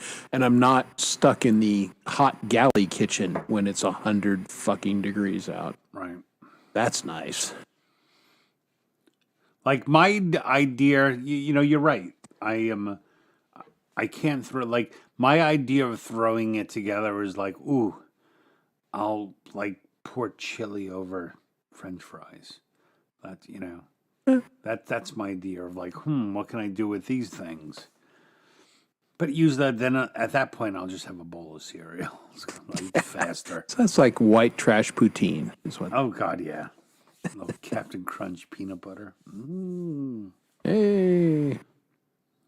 All good stuff. Yeah, pole vault was mentioned in the Brazilian. I haven't been to a Brazilian steakhouse in a while. Honestly, the last time we went, it was good, but it was like, this is too much meat for me. I just Here's can't my eat that much problem anymore. with like, if I'm going to a restaurant, I don't want to have to do shit. I just want you to give me my fucking food. I don't want to have to call you over. Like, have somebody standing there at the ready, and when my plate's empty, refill it. That's a restaurant. If I have to I want a discount. I'm doing your job. The good Brazilian steakhouse, that's it. I mean, it's like they don't leave you alone. It's like And they're then coming by with you the have skewers. to, like, when you go to them, you have to know what time, like, the main things start, because they don't do everything all at once. No, So, can't. you have to plan when you go as well. I've been to a couple. It's like going to those hibachi places with the Oh yeah, the Japanese steakhouses, which again, it's fun, but that's a it's show. fun with a crowd. Yeah, you're there for the show. A Brazilian steakhouse is kind of like the same thing. It's better with a crowd. Yeah, and it's kind of a show and all that. But yeah, we haven't been in a while. And there's one right by the wife's office, and we've talked about it, but we have yet to pull the trigger on it. Again, neither one of us can eat that much meat in this setting anymore, so. And I won't say I don't go, but my favorite restaurant now has a menu. You open it up, and that's the entire menu. There's no turning of a page. This is what we make. Do you want it? I am a big fan of that, and we're going to, higher end, for lack of a better term, restaurants that, it's a more limited menu. It's like, here, we make six things, 7 things, and we make them really well. Pick one. And I love that. Yeah, that's my favorite thing. Yeah, the one where you have multiple pages to turn, chances are they're not making any of those Yeah. things well. It's just too much. I mean, exactly like what the hell is that chain? God, it's so popular. The restaurants are Cheesecake huge. Factory? Cheesecake Factory. It's like a 12-page menu with inserts. It's ridiculous. It's like, how could this stuff be fresh? Right. And they serve you, it's not a wonder Americans are overweight. And I haven't eaten there in probably a decade. But last time I was there, of course, I was a lot bigger then too, but I mean, I couldn't finish because the amount of food they bring you is just obscene. It's ridiculous. Yeah, I'm not a fan of that outfit at all. One of my favorite restaurants, and I don't remember the name because I can give them a good plug. It's in Tarrytown, right on the water on the Hudson. Beautiful place. But this restaurant, it's all organic, so it's all locally farmed, produced. The meat, Nice. the milk, the whiskey, everything comes from like the Hudson Valley, and there is no menu. You go to the restaurant and it's on a board. This is what we're made. They don't even have a menu. So the chef, what he feels like doing, that's what he gets. And that's my favorite kind. Like my favorite kind would be if I just went to a place and they started putting food on the table. Like, and if here's I what think you're you're a eating. good cook, I don't care what it is. Let's go. So that one's really good. The menu's on the board and it can change from one day to the next. Yep. Well, good Greek restaurants are like that. They just bring you food. You don't order anything. It's like, okay, here you go. And they just bring it until you wave the white flag and go, I cannot possibly eat another bite. Please. We did a place in Greektown in Detroit on a show one time. And man, I think he was the owner actually, and he just took a liking to us because we were fun or whatever. And man, he had his waiters, they're bringing stuff left to right. We had no idea what we're eating. We didn't know what it was. We couldn't pronounce any of it. It was all delicious, and I rolled out of there feeling like I was 400 pounds. It was ridiculous. I couldn't move for 2 hours, but damn, was it good. Kurt, are you talking about like you go and you like, we're not that hungry, we're going to split a dinner, and they want to charge you like another head fee because you're sharing? Like, oh, I'd burn that place to the ground. Well, that's it. Kay and I do that Meal's a frequently, fucking where meal. we'll order an appetizer and an entree, and we'll share the two between Yeah. the two of us. That's all we can eat a lot of times. Yeah. It's my, I'll get whatever I want. And then just, no, I'm eating it all that, I would never go back to a restaurant like that. That's ridiculous. Let me ask, because I don't remember the name of the place, Kurt, but is the Pegasus like a 2-story or 3-story? Because I remember we went up a big spiral staircase to get to our table, and it was like on the second floor, but it was overlooking. Is that the same place, or is this a different place? Just curious. I don't know that I'll ever be back in Detroit, in Greektown again, but so I don't know if I could find the place even if I could, but it was awfully good. Yeah, so those are fun, right, Pendar? It's like it's the an best. eating experience Yeah. because you never know what you're going to get, and generally you can't order something bad. It's all going to be good, and when they don't have a menu, there's nothing coming out of the freezer. Everything's fresh. They usually got it. Go shopping for it that day. Yes, that is the those- best. Have you ever been to a farm to table restaurant? Oh yeah, I love them. It's like the wait list is so long up here, and it's super expensive. So we have not yet. Well, that concept is fairly popular here in Denver and the mountain towns because, hey, lots of farms and ranches. So, Colorado has got a lot of agriculture and obviously cattle ranches and everything. So, and bison ranches too. So we can get a lot of that kind of stuff. And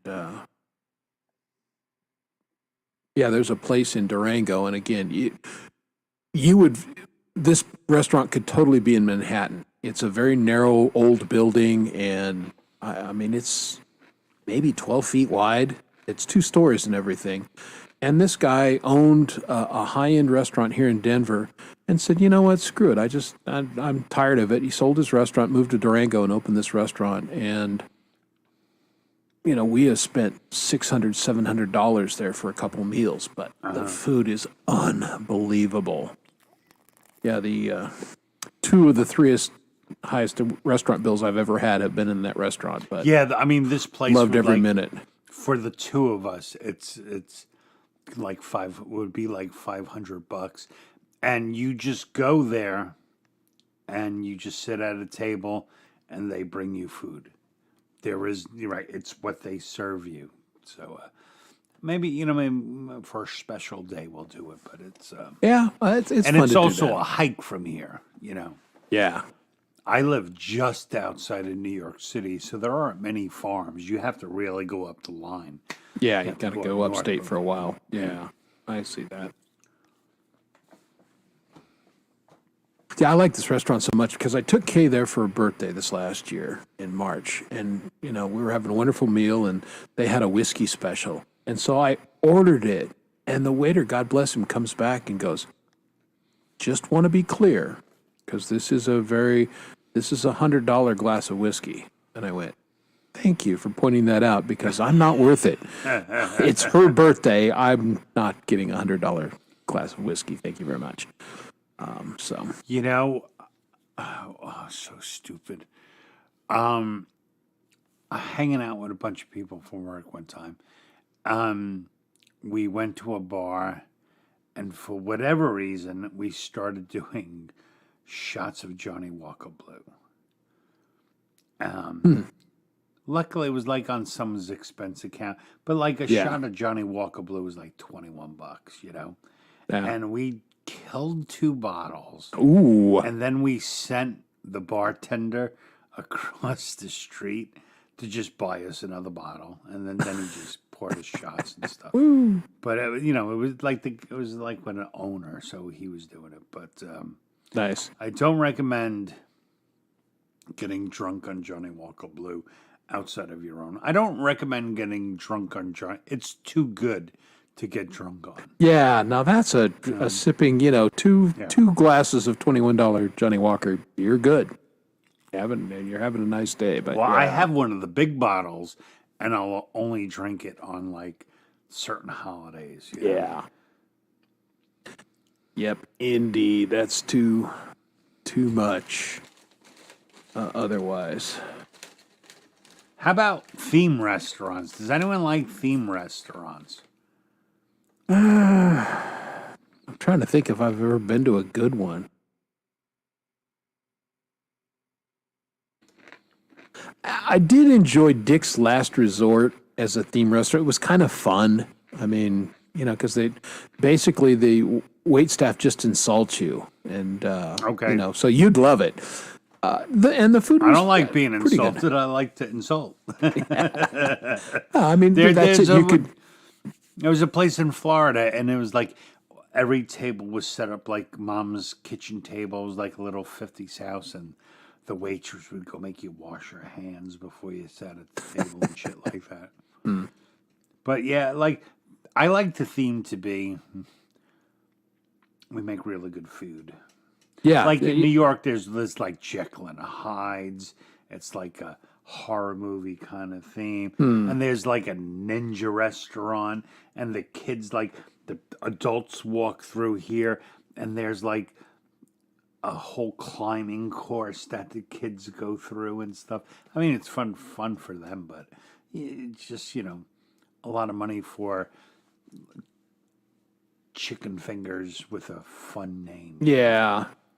Well, I guess, in that respect, Casa Bonita here in Denver is a theme restaurant, and it's cool, and that's where they have the cliff divers, and, it's set up to look like old Mexico, and, old Mexico.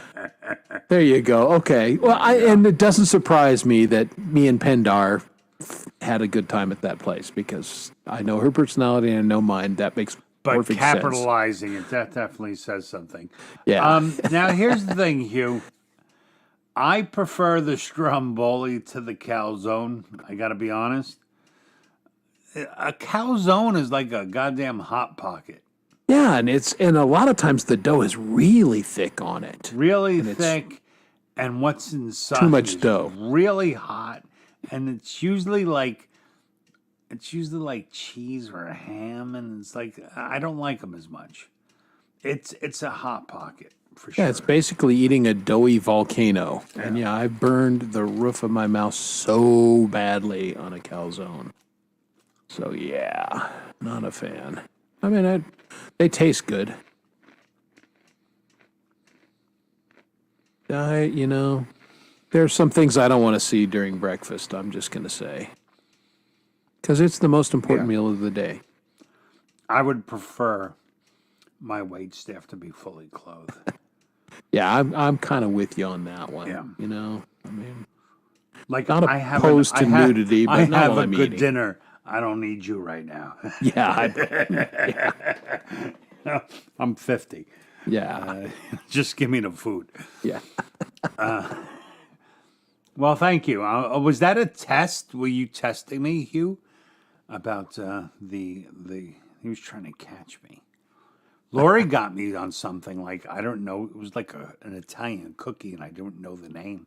I thought Yeah, she was there's gonna- some Italian I dessert. thought she was going to ask me for my immigration papers. Yeah, exactly. She wanted to yank your Italian card. It's like, come on. I had no now. idea. I think it was even worse. I just yesed her, and she called me on it. Yeah, no, I was there, and I can't remember the name of it. But again, it was so obscure. I've been to Italy, and I didn't know what it was. Dom didn't know what it was. Like, okay, so I'm wondering if it isn't a, there's Irish in Boston that are not Irish, and there's Italians in Boston. Maybe they're not Italian. You know what I'm saying? Sure, there's lots of Italians in Boston. Yeah, but I mean, they could be with a Boston flair, and maybe that's where this dessert is not really true Italian, is what I'm telling you. I see you lost me. You lost me right at the very end. I don't dip Italian food in sauce. Fucking, you go hang out with Southern Homegrown and her ranch dressing. I don't dip shit, man. My wife is the condiment queen.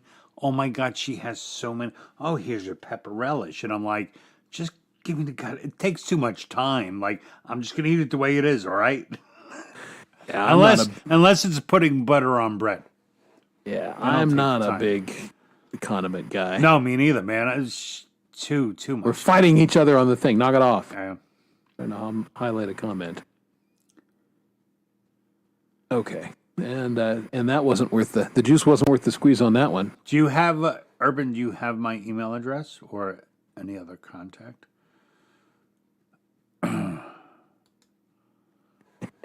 He's going to see, he has a, hold on. What restaurant? Oh, from, don't tell me. I know the restaurant. Now something with an S. Right? Sabaros. There you go. You Worked got at it. Sabaros. Yeah. There you go. But welcome, E. Urban. We were talking about you earlier because jokes came up, and Here, Urban, this is my email address. Wait, which one should I give? No, I don't give a fuck. yeah, give them the one that comes to you. There, that's my email address. Oh, wait, hold on. Someone's talking about pastrami and you clicked it off. Oh, and now you just double clicked me, you motherfucker. Okay. I run the chat, you bastard. Yeah, but we're talking about pastrami, and he said New York. That should clearly tell you this is not for me. Yeah, we were talking about that, Hugh. Cat's Deli. They make pastrami themselves. They cure it themselves. It's amazingly good. It's really good. And I think Kurt or Lord Spike said before that, yes, pastrami is just brisket that is cured. Yeah, it's a great cut of beef, and that's why if it's not done well, it can be a little fatty, but Well, it's actually done isn't right. it a really cheap cut of beef. Like,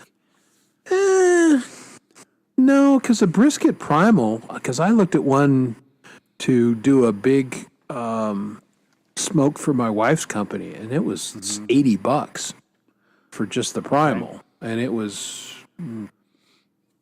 12 pounds or between 12 and 20 pounds. So I mean, it's a big piece of beef, but again, a lot of it is fat. That's why it's good. So it's kind of it's a lower good cut. That makes it a lot of fat on there, but it's not a corned beef. No. Although you can make corned beef with brisket too. But yeah, it's this part of the cow, kind of under thing here. So it can be a little tough and a little rangy. That's why you tend to do briskets by smoking them for 8-10 hours. And then they're delicious and just kind of fall apart.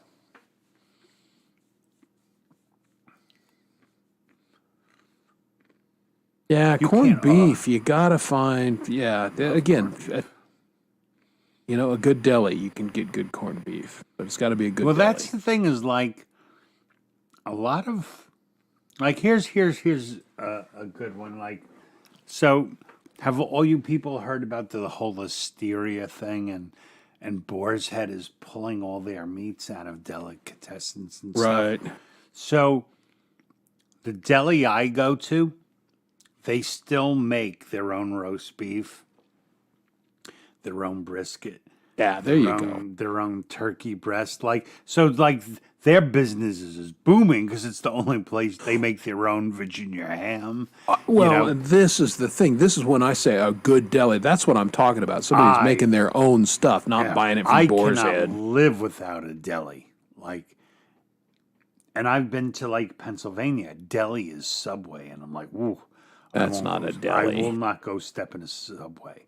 That's like, I got to say the Lord's Prayer. Yeah.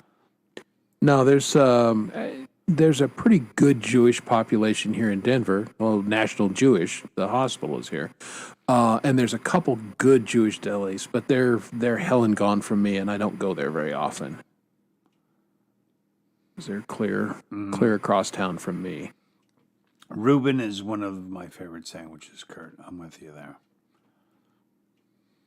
Reuben's but nice. It has to be a purist Reuben. Yeah. Like, I don't even like indication of a bad deli to me. If, you go like, give me a Reuben, and they say you want, what kind of cheese you want on it. Like, or do you want it on a roll? Like, a Reuben is friggin' rye bread pastrami, Swiss cheese sauerkraut, and Russian dressing. That's what that's a Reuben. Is. What are you asking me for? There's nothing else. I would have said the specific ingredients if I wanted something other than what the sandwich is friggin' called. But, yes. Hey, Lori, we were just talking about this before you came in. What is that damn cookie thing you were talking about one time? And I gave you like a bullshit answer, and you called me on it because I didn't know what it was. Yeah, we were just talking. We're questioning how Italian this cookie is, or I am, because no, I believe her. Well, I want to believe her. She looks northern. She looks like a northern Italian. I'm a little more Sicilian, so All right. Well, maybe that's if it's a northern Italian cookie, okay, because I didn't get to the north of Italy. But my mom was a Calabrese. So I should know. My mother was very northern Italian. My father was very southern Italian. Well, Kay sent me a thing. They've opened a railway that takes you up into northern Italy, and vintage cars and everything. It looks like a fantastic ride. And then you go to all these little towns that are not very touristy because they didn't have the infrastructure. And I'm looking at that going, I want to do that. Really? You're a blonde Sicilian, huh? Well, you appear blonde. Yeah. So, okay.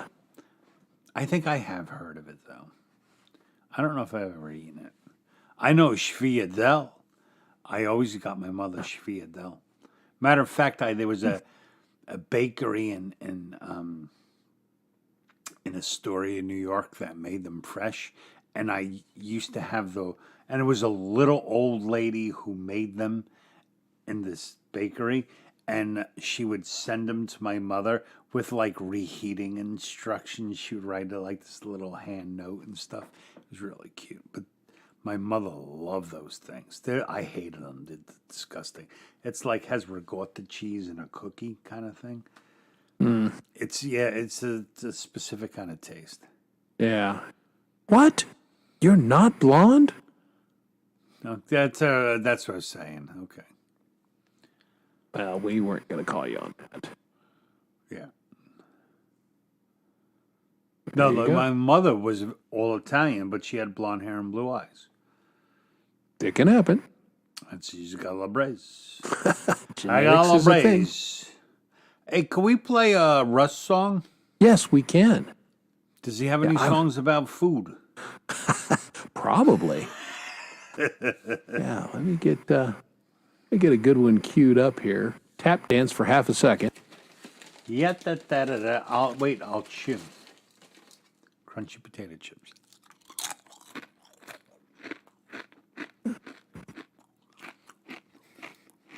There you go. This is from their previous album, and this is basically goes through all the planets, and it was just an interesting concept. And this particular piece we're going to listen to is something from their previous album, The Delicate Giants, and this is Jupiter's Song.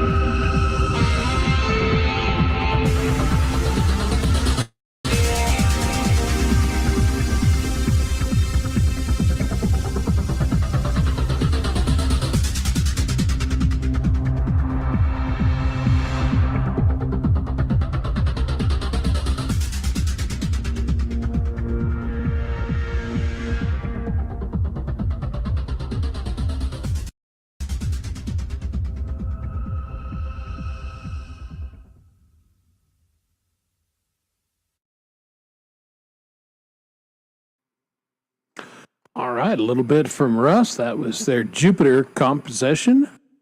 We'll probably play at least one more before we go tonight. But again, if you joined us here recently, Russ had a little problem with his iPad. He's unable to make music, which is a damn shame. So posted at the top of my link is his PayPal account. Jade Star is spearheading a little fundraiser to help a brother out. So if you can't help out, please do.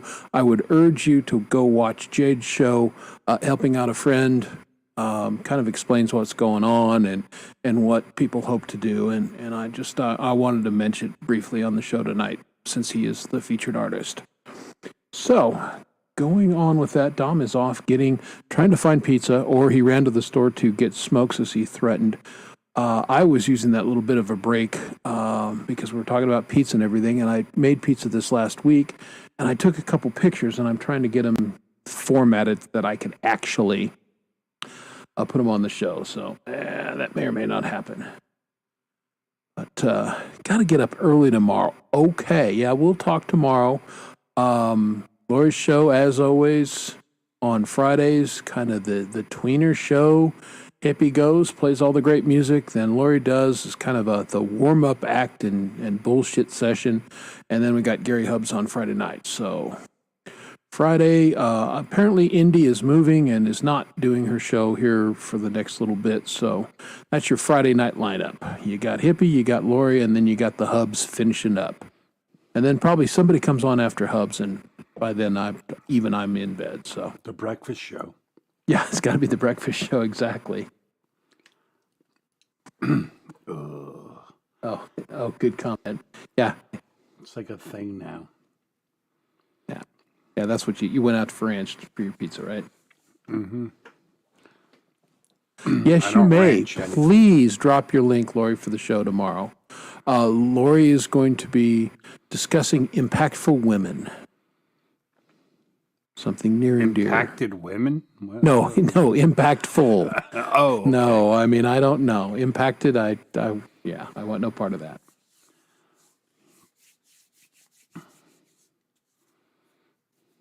Yeah, pizzas are fun. I've got a cast iron wood-fired pizza oven in my backyard with a big pizza stone. What kind of wood do you use? Whatever I got.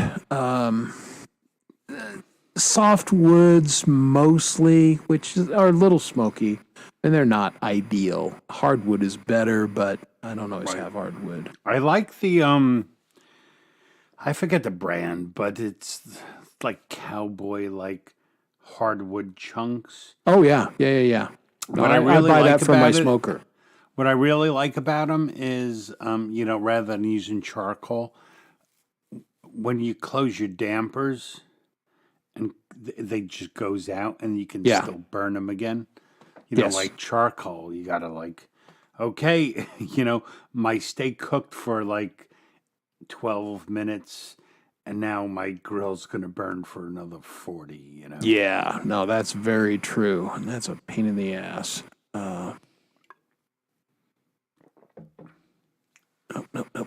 Nope. Have a good night, Lori. Yeah, so we'll see you tomorrow, Lori. And if you don't go to that show, what the hell? It's a fun show. A lot of fun people hang out.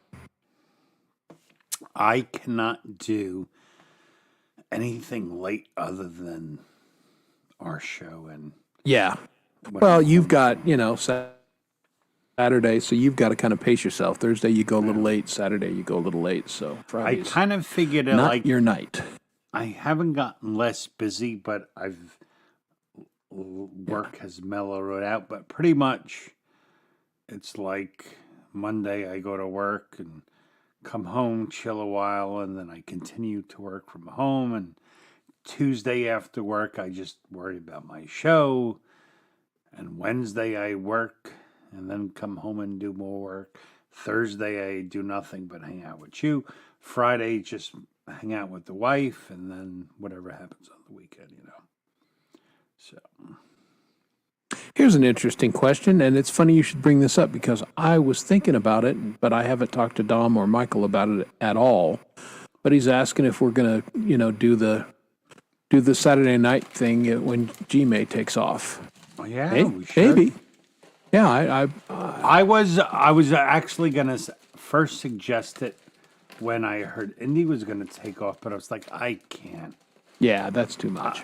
There is too much. And it's fair. And I think Indy's only going to be off for a month or so it's not a long-term deal.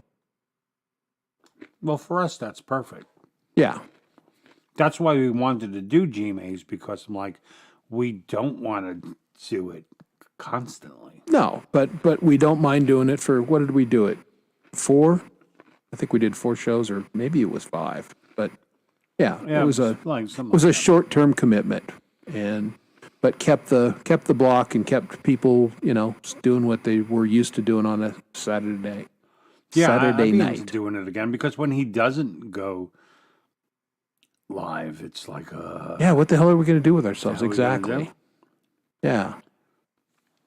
Yeah, it's no So good. it's a yes for me. And Yeah. plus, it's during the winter, and I'm always home in the winter. So Yeah. Yeah, there's a lot. Again, yeah, I'm not gardening. I got nothing else to do. I might as well, hey, let's go play. So yeah, we haven't discussed it with G. I don't know when he's taking off, if he's taking off, all that kind of thing. So we'll chat with him when there's time.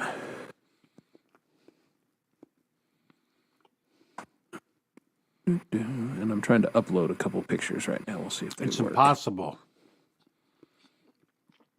Well, toes are only stepped on if that's what you're intending.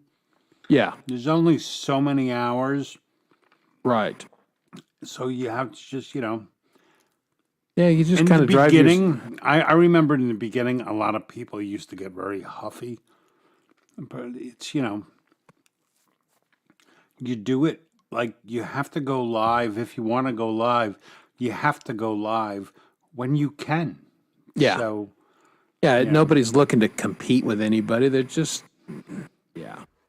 But in this particular case, G runs the show. He's been doing it for a couple years. We basically volunteered when he was going to take a break because he needs a break. It's a lot of work running that show, as we know, since we ran it. I mean, the 3 of us did it, and it was a hell of a lot of work. But, we were willing to do it for, a month and a half or whatever. And so, yeah, we'll probably do it again. And we'll invite Pendar and all of our live performing friends to come hang out with us. no, it was a lot of fun. It was a lot of fun. Yeah, I enjoyed it. But we all agreed, both me, Chris, and Michael, that this is not something we'd want to do Oh, all no, the time, no. Good night, Pendar. No. Yeah, we'll see you. Hey, Charlie Gabaldon, speaking of doing live shows. Chatty, Hi. chatty. Hi, were you here and we missed you? If so, I apologize, Charlie. But thank you for being here. Oh, that's We always cool, like Kurt. having You gonna co-host with Frank? Awesome. All right. This Monday. Okay, well, then you'll have to say nice things about us. So, in other words, lie. It was funny. Someone commented on one of my songs, and I'm like, man, this name sounds really familiar. But I couldn't place it. So I went to his channel, and I'm listening. I'm like, oh, the guy sounds like Roy Orbison. And I'm like, were you just like Frank's special, like, featured artist? David Joshua, right? Yeah, David Joshua. Yeah, that was a good show. So, yeah, it was Yeah, really good. Yeah, I went But and as subbed soon him as up. I heard the guy's voice, I'm like, okay, now, it's very now I know distinctive. who you are. Yeah. Indeed. Yeah, I should mention, Charlie streams on Sundays, Fridays, follows up after Valerie on Friday Song Club. So, yeah, and I tend to forget in the afternoon because I often have to work. But Valerie does her thing on Friday, then Charlie goes, then Hippie, so you got your entertainment options on a Friday are virtually unlimited. Mm-hmm. Virtually. Let's see if this actually. Yeah, all the loaded. days are there. So pretty much almost all the days have. Something's going on. Yeah. And there's always, yeah, just pick a time, Urban, that works good for you and where you think your potential audience is, and, It's Go not for even, it. it's not even, you have to pick a time that you can do it, and trust that whoever else may be on, because, we're all the same. yeah. All right, this thing actually loaded. Here is the pizza that I made Friday. Look how thin that crust is. Not a great picture because it's a little out of Terrible focus. picture. Well, okay, I'm trying to eat the Whose pizza. and thumb is that? That's my thumb. You got a long thumb. Yeah. The other one's shorter because I tried to cut it off, but Right. And is Yeah, that that's- a pen? What's no, that? that's the That- pizza cutter. No, it's a pizza Okay. cutter. Are my you cutting using board. paper plates? No, that's my cutting board. Okay, it's a bad picture. Get off my back. All right. And you can see my wood fire under there. You can see my pizza stone. Nice. And that's yeah. I see some onions.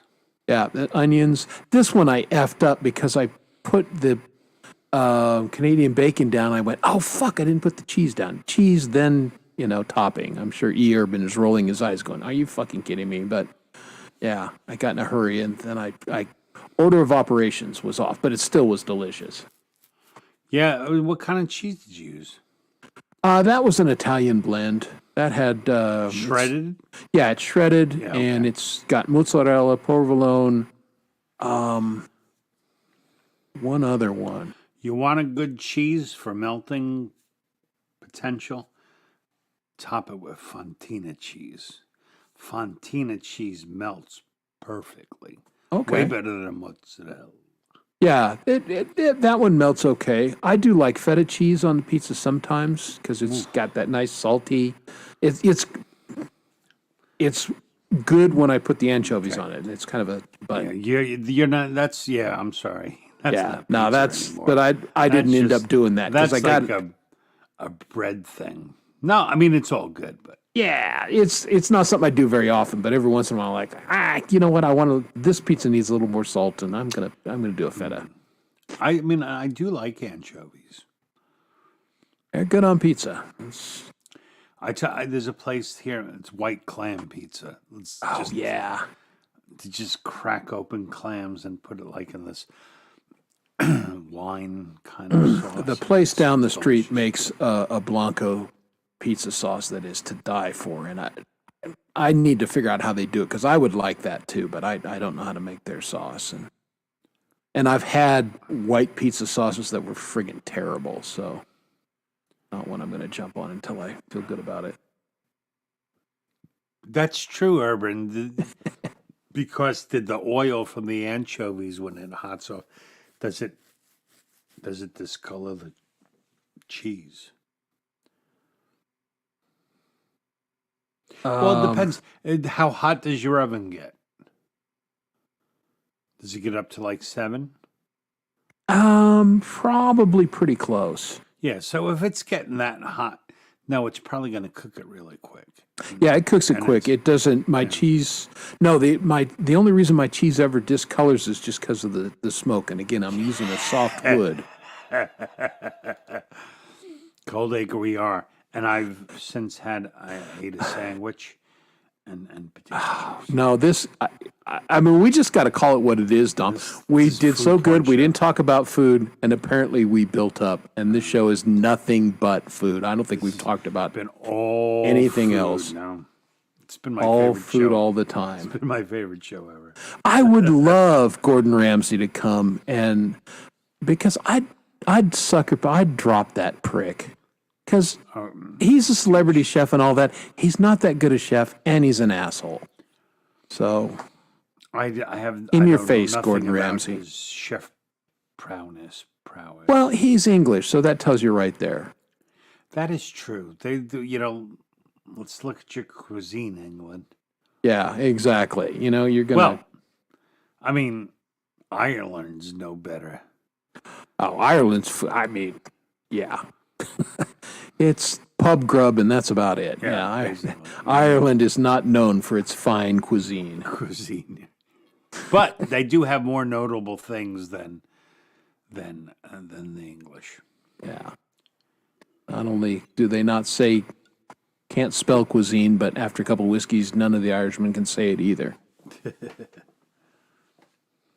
Yeah, crematorium and pizzeria. Well, you know, if you're doing wood fired, it's got to be hot.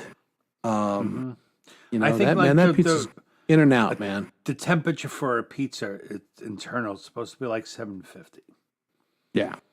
I can do it on my grill at home because it's a 5-burner, but my new grill, maybe we'll get the hottest we'll get is like 500.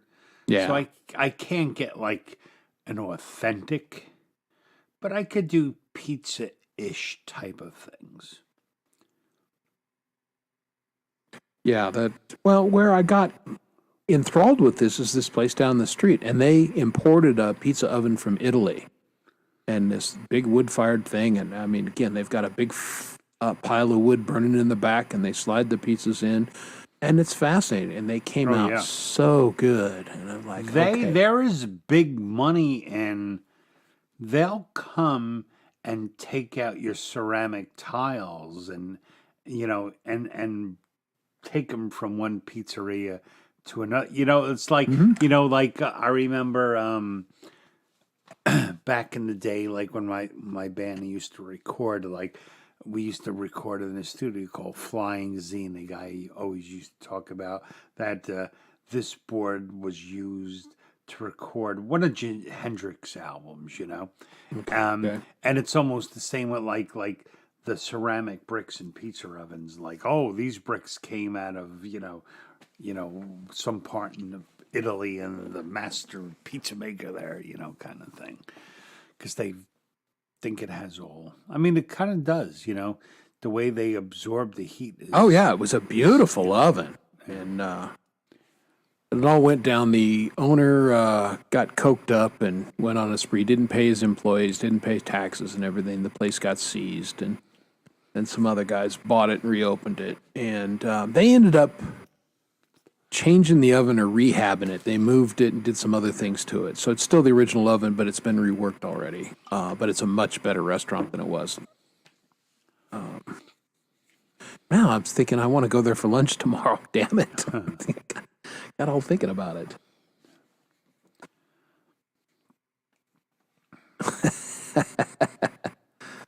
You guys open? I do have to make a run up the street, though, this week and get, because my supply of really good mushrooms is out. I don't have any of the oyster mushrooms or any of the creminis or some of the good ones. And there's a Whole Foods market up the street, and I only shop there for the mushrooms. You really like Sbarro's there, don't you, Urban? Oh, it's signs his check.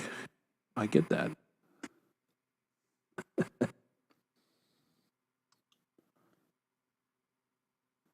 Spagon. Yeah, 518. Yeah, he was up and at him early. Mm-hmm.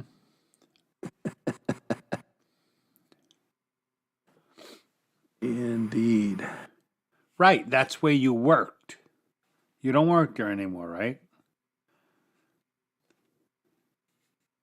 Where do you work now? What I thought he still franchise worked you there. working for now? No, I remember he said he did it. I mean, Sbarro's is like fancy Domino's. I have seen the sign. I mean, I don't think we have them here in Denver. If we did, they're gone. But yeah, I don't think they're out here. But I have seen them as I've traveled. Quick question for Hugh Caldwell. I sent you an email. Did you get my email, lad? If not, check your email. I sent you something yesterday. Excuse me. Uni, never heard of Uni. No, it may be a Detroit place. Well, the whole Domino's chain is out of that area, so. Is it? Yeah. Yeah, it was a guy, bought a pizza place and started making pizzas for the college kids, and built an empire. Again, got to watch The Food That Built America. Love that show. You find Oh out yeah, all that's a kinds good of show. stuff. When I was in the army, we would get Domino's. We were also in Germany, so Yeah. So there you go. Hey, and there's you can Jeff. get pizza at 3 a.m. Hey, what's going on, Jeff? Everybody So say that's hi always to a the good thing. metalhead hippie. I saw he was playing video games last night. I was going to hang out, but the last time I did that, I watched him play video games for like 4 hours. And I'm like, if I get on there, I'll get addicted, and I got to get some sleep. So I didn't stop on and say hi, Jeff. But hopefully your mission went successfully.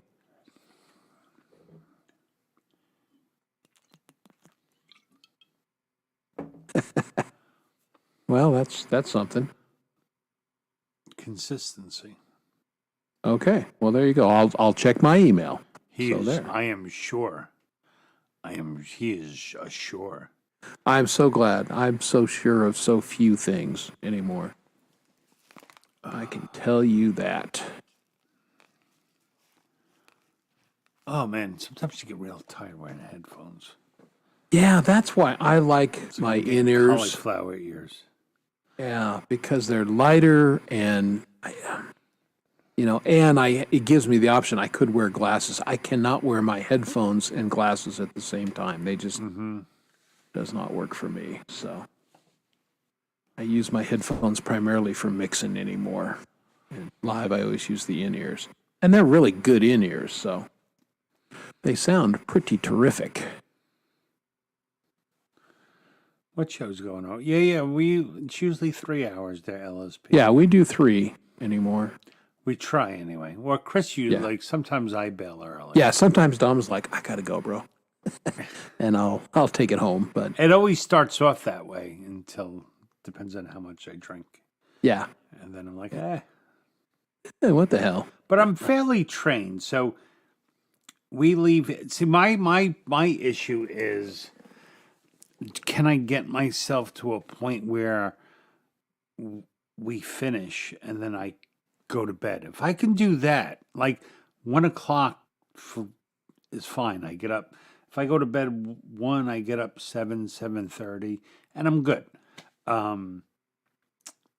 It's when I can't get to sleep right after the show, which often it's hard, and then I go watch TV or do something else for another hour. Now it's like 2:30, and I still have to get up at 7:30. Yeah, that does make it hard. Then I have to actually think, like I have to be able to remember how to add and stuff in the morning. Math skills are probably a good thing to have in your job. Yeah, sometimes they are. Yeah. Ha. Okay. See, Hugh. He caught himself in a lie. I thought he was not right when he was like, "I'm sure I did." I'm like, Yeah. Whenever If you I'm were really sure, you absolutely wouldn't sure. have to say it, Yeah, I didn't do it. Smoke right. a cigarette and the Z's. And then out you go. See. So, are you not working right now, E. Urban? Did you say you lost your? Are you dollar to between some borrows? gigs? Are you between establishments? That can happen. Yeah, it happens often. It sucks when it happens, though. Yeah, I've been, knock on wood, I have been unemployed for, I think, a grand total of 6 or 7 days in my entire life. Oh, I'm sorry about that, Urban. That sucks. Yeah. The only time I was unemployed was when COVID hit, but it was intentional. Yeah. So that was fun, but forget about it. Like, I would be, I couldn't, handle it. Yeah, I don't know what I would do. Especially, life is so built around working. Well, yeah. First, I wouldn't know what to do with myself, and,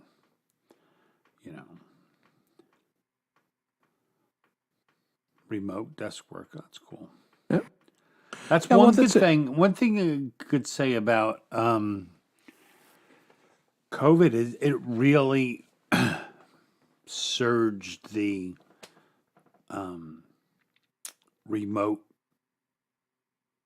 job opportunities, like really through the roof. My old job, and hour and a half drive into the city every day, an hour and a half to 2 hours to drive home every night. It was like, an 8 hour day was like 13 hours. You always had to be there. Yeah, the commute's miserable. And now I can just plug in, do whatever, from home, from anywhere. So that's a nice thing. 2-pound porterhouse. See, Hippie gets it. He's on the show. It's like, it's food show time. Let me show you what I boys did. Nice. I'll show you. 2-pound porterhouse. That's a nice porterhouse.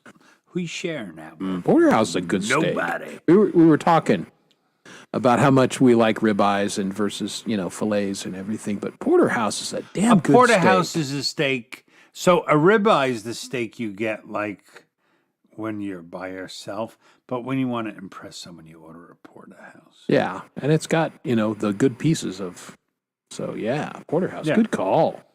And a pound of bacon, yum. I haven't, I don't know if anyone knows this or not. Peter Luger's, like one of the most famous steak places in New York. They only serve porterhouse. That's all they have. Yep. It's a restaurant you don't have to order. That's what you're getting. No, you walk in and You it's order all your sides, right? and it's all cash. Yeah, sides are all a la carte, Yeah. all cash. They do not take credit cards. I don't particularly love it.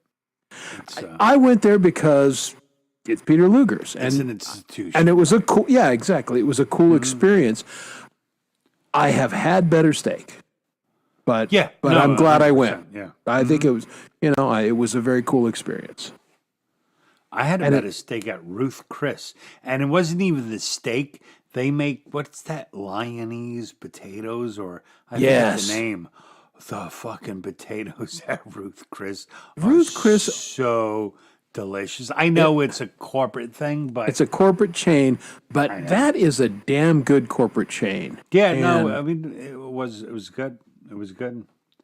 Yeah, I'm actually a fan of that. If I was, in an unfamiliar territory and wanted steak or wanted to take clients out, I would do that place in a heartbeat because it's going to be pretty good. Yeah. Mm-hmm. No, it's very dependable, and it's not like because Ruth Chris got a bad name because they were tied in with Morton Steakhouse, which I wanted to beat up the guy.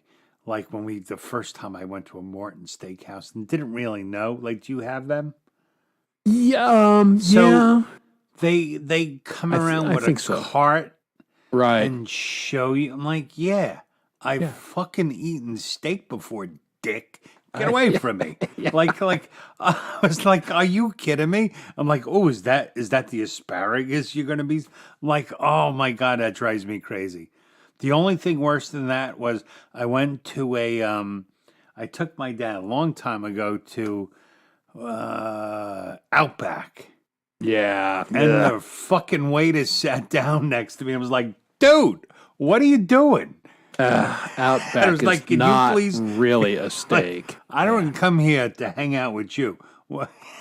Yeah, no. Just be the waiter who just doesn't even look at me. The Outback. I'm not a fan. It's like, and then it made me start thinking about, do they even eat this stuff there? Like it has nothing to do with Australia. At all. It's bad. We did have a Morton's here in Denver. I don't know if they're still in business. But Ruth Chris much better than Morton's in my mind. Yeah, no, 100%. 100%. Morton's is way too snooty. It's like, and it just wasn't special. Yeah, no. It was snooty, but I didn't think the steaks are that good. Right. Yeah. No. One thing I remember at Morton's Steakhouse that I'll never forget, I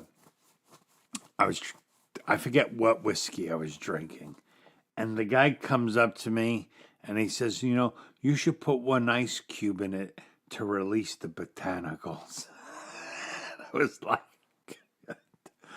I don't have patience for like people trying to, like, don't tell me what to do. just don't tell me ever what to do and we'll be fine. The moment you start like dictating what I need to do, there's going to be a problem. Especially, and I have to pay you for it. So, one ice cube to release the botanicals. I never forget that. I mean, It was true though, but it's not wrong, but again, it drove me crazy. there's a time and place. Well, Yeah. and I think Pole Vault mentioned Del Frisco's. Now we have that here in Frisco's Denver. really good, yeah. Mm. Well, we went to my wife's Christmas party there last year and had a fabulous meal. We all got liquored up. The boss bought everybody Uber. She said, "You're coming in an Uber, you're going in an Uber." Like, okay. She bought me a flight of ports.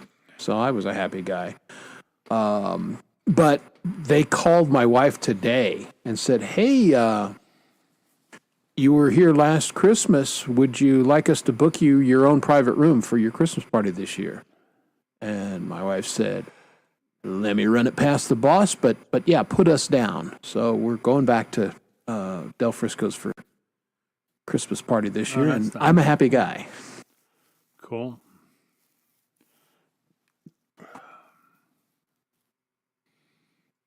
Yeah, Bloomin' Onions. Oh my God! I mean, They're the ones who started that, right? it's horrible. I mean, I like onion. Don't get me wrong, but there's so all that batter and all that grease and yeah.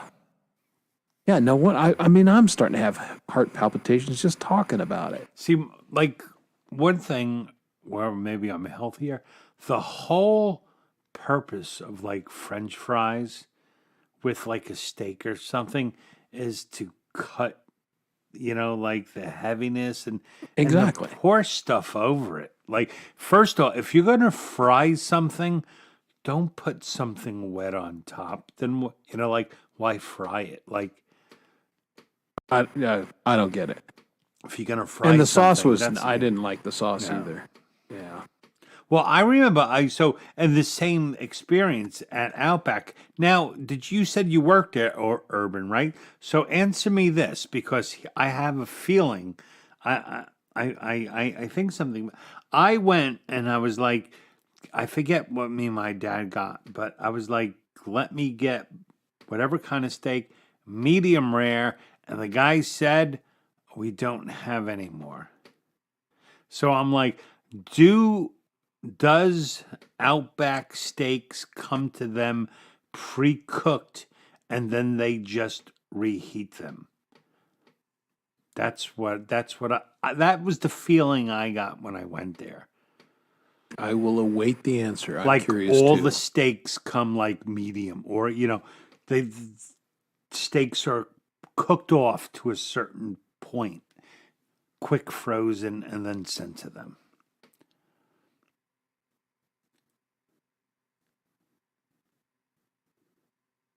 Missed. Yeah, I mean that doesn't make sense, honestly. Hey Dana, what's up? How are Hey, you? Dana. Good to see you. We do rock. So he said to order. Well, that doesn't. Then that guy's an idiot because it's raw steak. They can make it any Maybe way he they just want hated to. me because I was like, "Get the fuck out of my chair." Maybe That could be so. it, too. Yeah, maybe. Maybe your charming personality worked against you on that one, Dom. It's always possible. Really? Come on! Don't sit down next to somebody like. That's That's a little weird, odd. Again, You've never if seen that? Pendar's- That was big. They used to do that. well. I've Oh, only have you eaten there. been here? Let me explain the menu. I know how. I've only been there twice, and the first time I'm like, this isn't very good, and the second time I was like, I'm never coming back here again. Did you get the bloomin' onion? Yeah, the first Eat time. ham in the States. Yeah, we call it a ham steak. No, that's just a slice of ham. Very thin, tender beef. I don't know. We have different cuts. I'm sure they we get call renamed. it something. Well, that kind of sound. What's the Romanian one? It's it's long. It's like a strip, and then they roll it up. What the hell do they call that? Not that familiar with something with Eastern Bloc food. Pierogies, I kind of No, know. it's not. It's not from there. It has a name that's something kind of Russian or Romanian or something like that. but it's like a skirt steak, and then so it's cut really thin, and then they serve it to you rolled up. No, I'm not sure. Now I had skirt steak tonight. That's what I put on our salad. I marinated it for about an hour or so, and then threw it on the grill and cooked it. It was not medium rare. It was between medium rare and rare. So it was very tender and warm on a salad, and that was dinner tonight, and it was tasty. So I had it seasoned just bring out all those beefy flavors. I had what I like to call cacio de pepe. Cacio de pepe, yeah. Very nice. Spaghetti with pepper. Yeah. Basically. Just text me. Gave me that's I don't think you have enough letters in there. Yeah, I'm trying to I'm bad at spelling, but food boob. Gave me yeah, food job. Yeah. He got a food job while he was there. Nice. Is that what it is? I always want a food job when I go to a restaurant. You need at least another letter in there. Okay. Okay. Yeah, again, we're not very good at spelling. I would suck on Wheel of Fortune. And once again, I am going to go to something I said earlier. I would like to keep my food and that stuff very separate. Separate, yeah. I like a minimum of nudity while I'm eating. That's just me. I mean, your mileage may vary. Yeah. What do they do at nudist camps? And if I am getting a steak, do I really need a hand job at that moment? No, I'm good. I need A1. One or the other. I don't need both. They show, yeah, exactly. Yeah, a hot dog and a handy. Okay, nice, but yeah, the steak, I'm good. That was yeah, it was like a really sudden thing. Yeah, sorry, Dana. Yeah, it was a shock to everybody in the community. He had just, I guess, returned from a trip to Germany and seen some bands, and he was all pumped about it. He was really excited to go on the trip and came back and just passed suddenly. So yeah, it's really unfortunate. So yeah, not been. No, it's. I mean, we all. It's life, We all have an expiration date, and it sucks in that he was a young guy. Yeah. An old fuck like me kicks off at some point. You go, he had a good run. There's going to be another guy with long blonde hair pretty soon. Yeah, exactly. Somebody will come along. Mm-hmm. But no, it sucks. Yeah. And then right before him was Josh. Yeah, the 1-2 was really tough. I mean, again, because really unexpected. Yeah, by, 3-4 days, something like that. I think we found out because Josh had passed 3 days before we knew about it, I think. At least 3 days. How do you know, Kurt, how do you know they sell burgers in kiddie bars? Well, they have to have something, a little, long they don't sell sushi. I think that's a big thing in strip clubs too, is sushi. 2 places you should not order sushi are gas stations and strip clubs. Yeah, now avoid the sushi, just saying. I will say avoid sushi and whiskey tasting too. Now both my boys made this mistake. Sean went up and hung out with Chris Jr. up in Fort Collins when he lived there. And Chris had buddied up with this guy who owned a whiskey bar. So they go out for sushi. They both like sushi. They go to the whiskey bar. The owner's like, "Hey, Junior," and starts feeding them whiskey and everything. And they both got really housed because the owner kept passing them stuff. And then the whiskey and the sushi kind of got together, and it was not a good night for either of them. So just a little pro tip, guys. I love sushi. I love whiskey. I have never put them together, and I never will. Yeah, they don't go together. We don't have. Do we have to appreciate our every day? Can't we every once in a while just be a curmudgeon? Oh, what a shitty day. This day sucks. Yeah, This day sucks. I think so because it makes you enjoy the good days that The much good days. more. In broad strokes, yes, I enjoy Again. every day. You know, this is the But- food show. I'll bring it back. If we ate steak every single day, I wouldn't enjoy that as much. Not according to Dog Paw. No, Dog I Paw know, seems to have they're- no problems with it. And that's good, but I I'm don't a think shit like a brick boy. he probably doesn't eat the same steak or the same preparation every day. But yeah, a little variety. You know what? Something tells me he just slaps it on the grill. Like, I bet he does. Could be. I mean, it's delicious and all, but That's it. But again, every day, I like to have a steak every third day or fourth day because then it's a little bit special. It's a little bit extra yummy in my mind. yeah, I don't. We probably only have beef like once a week, maybe twice. But there's all kinds of things to eat.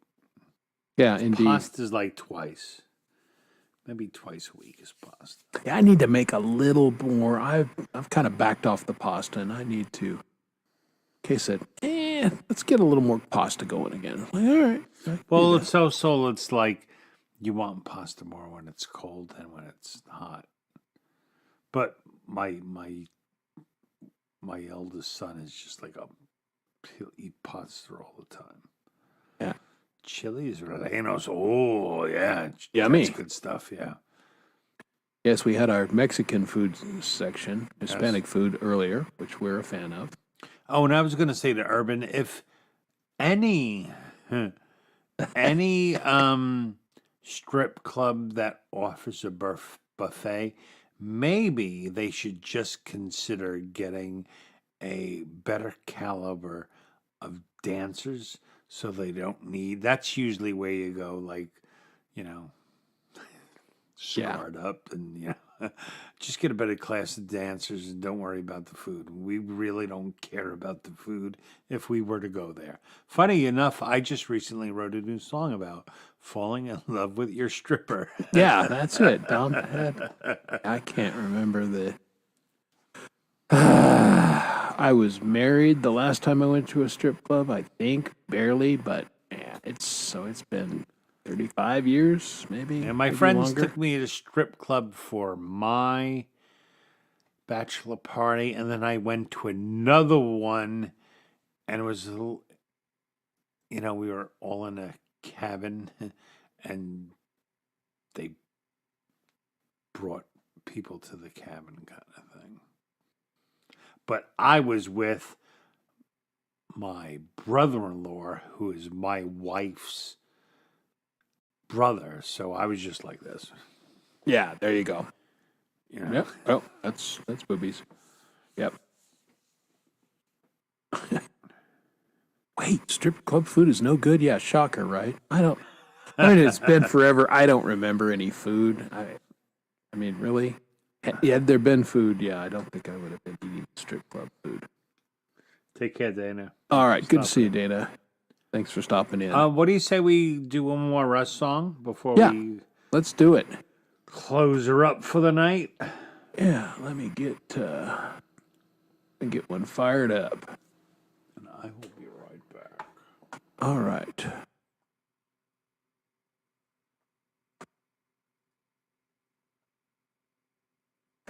Nope. Gotta go.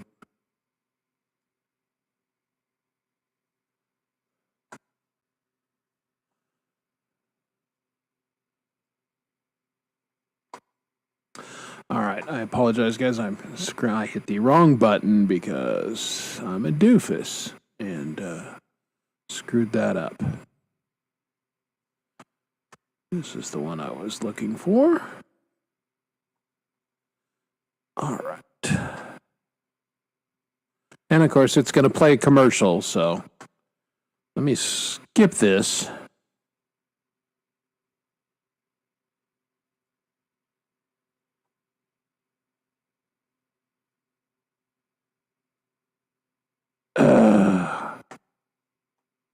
Being a pain.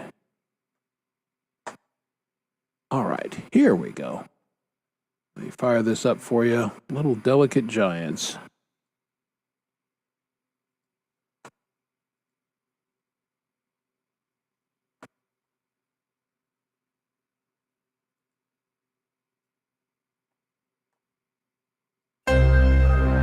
Shadows across the sky.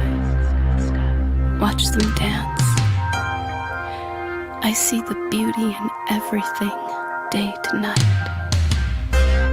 The clouds in the sky, wonder, gracefully shifting. Intricate patterns, wish I might like. An artist, painting a scene on the fabric of everything. Like an artist, painting a scene on the fabric of everything.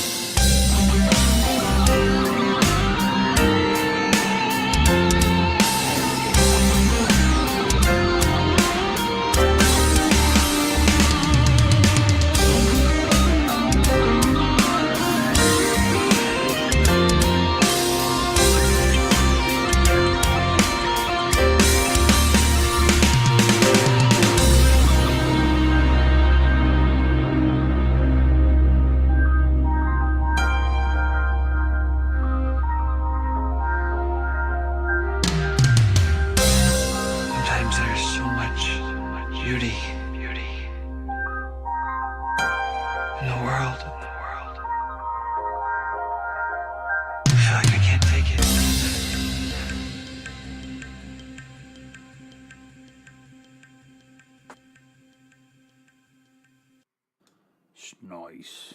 Yeah, that was just very atmospheric. I love, and that's his cousin on guitar. And man, I just like that guy's tone. Yeah. Very good guitar player. Yeah, good stuff. Well, next week. Yeah, Go what's ahead. next week? Well, next week I was going to say, I don't know what we're going to talk about, but I promise you this, boys and girls, it won't be food. It'll be something else. It will be something else. We have run that one into the nauseam. ground. Yeah. This was the food show. It really was, and that wasn't the plan. But again, Dom and I never planned shit, so Yeah. We not a put surprise. we put no thought into this whatsoever. Oh, no. You remember, Chris, do you remember Sarah from Songwriters Anonymous? Oh yes, So, damn, this goes back a way, right? So, yeah. back in 2021, her and I were working on a song together. And I don't know, she left the group, and have you seen or heard? I think her name was Sarah Letts, or we call us Lettuce. Yeah, She was a vegetarian or something. yeah, something like that. Yeah. But her and I started working on a song together, just the lyrics. And I came across it the other night, and I actually started working out music for it. Oh, okay, cool. So I have another new one coming. Good for you. You've been super productive. Well, that's the way I always with me, right? Nothing, and then boom, boom, boom, boom, and then I. Yeah. Now you're. That's kind of how you work. You're kind of just boom, boom, boom, boom, and then you go quiet for a while, and then other ones come out, and I just kind of plod along. You're a turtle. You're the turtle, and I'm Yeah. like the hare. I'm running at the red light, and then you catch up. Yeah, pretty much. Oh, that's one of the things. Only thing I wanted to talk about. There is this new kind of truck. It's one of those electric ones, not the what is that? The Cybertruck, the Elon Musk one. Not that one. That one is so stupid. Yeah, the Rivian. Oh no! So I'm talking about the Rivian, right? Yeah. So we are driving home from Pennsylvania. I'm merging from Interstate 84 onto Route 17. Traffic's moving fine, right? Mm-hmm. I'm trying to merge, and there is a Rivian, black Rivian, beautiful truck, by the way, and he's in the right lane. And I'm trying to pace. I'm like, okay, there's room to get in front of him. I speed up. The guy speeds up. And I look over, and there is like no one in the lane next to him or the lane next to that. And I'm like, dude, like, the rule is like, you merge. If I'm ahead, so Yeah. I just had to gun it.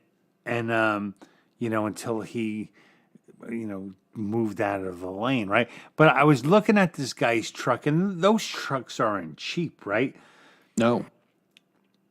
Apparently, this guy bought like the Active Man's package. He had a canoe rack, a bicycle rack, and 2 other different kind of rack systems in the bed of the truck. And I was just like, look at this guy's, look at this douche in this truck. And my wife was like, well, maybe he's like work hard, play hard kind of guy. And I'm like, there's no canoe, it's just the racks. I'm like, Yeah. to me, he's like a lazy bum. Because like we have a rack on our truck. When we go to Eagle Lake, I hook it on and I put our bags in so we can get our big ass fucking dog in the car. And then when we come home, I take it off. I'm like, this guy is so lazy. He's driving around and he can't even take the stupid canoe and bike racks off his truck. I'm like, he's probably just came home from like Cracker Barrel, Yeah, maybe. I'm going to say micro penis. Yeah, that really, wasn't even thinking about that. But that really annoyed me. I can see that. Yeah. Just be nice. If someone's trying to merge and there's no one in the left lane, Yeah. just move the hell over. Yeah. Was this still in Pennsylvania? No, it was in New York. Okay. Because I've seen some stuff on the Pennsylvania roads that, like, who taught you people how to drive? I mean, it's, overly luckily- aggressive in weird ways. Luckily, in I feel like I own the road in Pennsylvania. You know, like here That's I my come. road. Yeah, basically. I mean, it's a long ass straight road. You know, like 85 normal traveling speed. I mean, I haven't seen most people are good. Just getting into New York. Then someone's like, "How dare you try to get in front of me?" That's always bizarre. When I was younger, that used to really drive me nuts. But I'm in charge of keeping my wife safe when driving, and I've just gotten very zen about it. I'm like, you want to do that, bro? This You know, one, I hope you hit a tree, but I'm not I gonna. normally would do that and just go, Mr. Testosterone. But in this particular case, I saw all those racks on his damn truck, and I'm like, no, well, I ain't stopping. Boys, fasten your seatbelt because Dad's playing chicken. And he moved. Yeah, there you go. Yeah, I'm with you, Kurt. Peanut butter is off the menu after Country Oh, I didn't Fest. hear that. Why? What was it? Well, I can imagine. Yeah, it's Wes. That's all you need to know. It was Very Wes. sexual. With some It strange was- things. Yes. Yeah, we'll just leave it at that. So, and whoever doesn't know, Hugh Caldwell is going to be the first to do my new thing. I am going to start doing Celebrity Song List, where Hugh is going to pick all my music for one of my upcoming live performances. And it'll be great. It'd be great. He's going to pick all like Scottish songs. Yeah. He's going to do him, and he's going to make you tune it down, go to the lowest key possible. Yeah, I want you to sing everything in C2. I probably get that. You might be able to get that low. No, I really can't because the when we did Jackson, Yeah. that pushed my like the thing about singing low. The lower you sing, the more oxygen you need. Oh, it's harder. And, Yeah. I smoke a lot. Oxygen is not. We don't have a very close relationship. No, that's the funny thing. The really high thing, you have to have tremendous breath control, and the lower ones, it's a different kind of breath control. And man, staying on pitch in the low ones can be challenging. Yeah. Yeah, there's a lot of songs that, like, I love Johnny Cash, but I can't do any Johnny Cash unless I move it up at least a full step because it's just too low for me. Well, that's what I do with Neil Young. I can't sing a Neil Young song. Yeah. But my only thing is he sings so high that if I drop it down a little bit, I can get it in a place where I can Yeah. belt it. And I think you could probably do that with Johnny Cash too. And just raise it up to the point where... Yeah, that's what I do. You know, I play. Because he's ungodfully low. I mean, he... Oh, yeah. No, I low do. notes. Yeah, Ring of Fire, I think I'd move that up. I think I moved that a step and a half. Right. To be honest with you. And it was still a teeny bit low for me on a couple parts. Yeah, I tried that one week, and I forget where I did it, but yeah. That song's hard. It's a simple song to play, but it's a hard song to do. Why would that be wrong, Kurt? Why would that be wrong? How could it be wrong? It feels so right. Right. It was right. You're already booked for the Community Pulse. That's right, buddy. Yeah. So, yep. Time. Yeah. So, Kurt, on the Community Pulse Monday, Dom and I will have a 5-minute segment, assuming I actually finish editing this thing. I'd love to help you, but of course I'm going to be in Pennsylvania again. Yeah. Yeah, and you're no help, but I'll be thinking of Oh, you. I could do I can play Good Guys Don't Wear Black. I can play that from Minor Threat. Oh, there you go. I got some stuff. Like after seeing some of your posts, I started going through. Like I can play a lot of songs off of Making the Bombs, or no, what's it called, Wonderful from Circle Jerks. I can play some of them. I know a bunch of Dead Kennedys, and I should learn some flipper.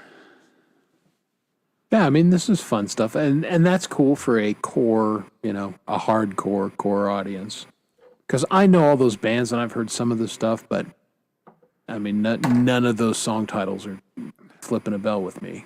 Now, I probably would recognize it if you played it, but 99. Nina Hagen is 99 Red Balloons, right? Red Yeah. 7. You people are so doughy. yeah, they really are. Simply put. Yeah.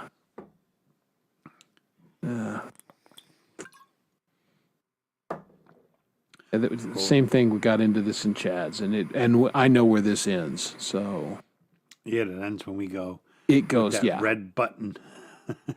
And we're gonna do this. I'm gonna play us out with a Russ song that he did with Vero, and the song will play, and we will have gone away. So, thank you, Dom. Always great to hang out with you, my friend. So, Chris, I'll talk to you soon, my friend. Thank you to the chatters. You guys rock and roll, and Thanks for we'll hanging see out you with us. around Friday, Saturday, and Sunday on the various places. So be cool, have a good time, and we'll see you next time. Thanks for hanging with us tonight. Appreciate you. Good night.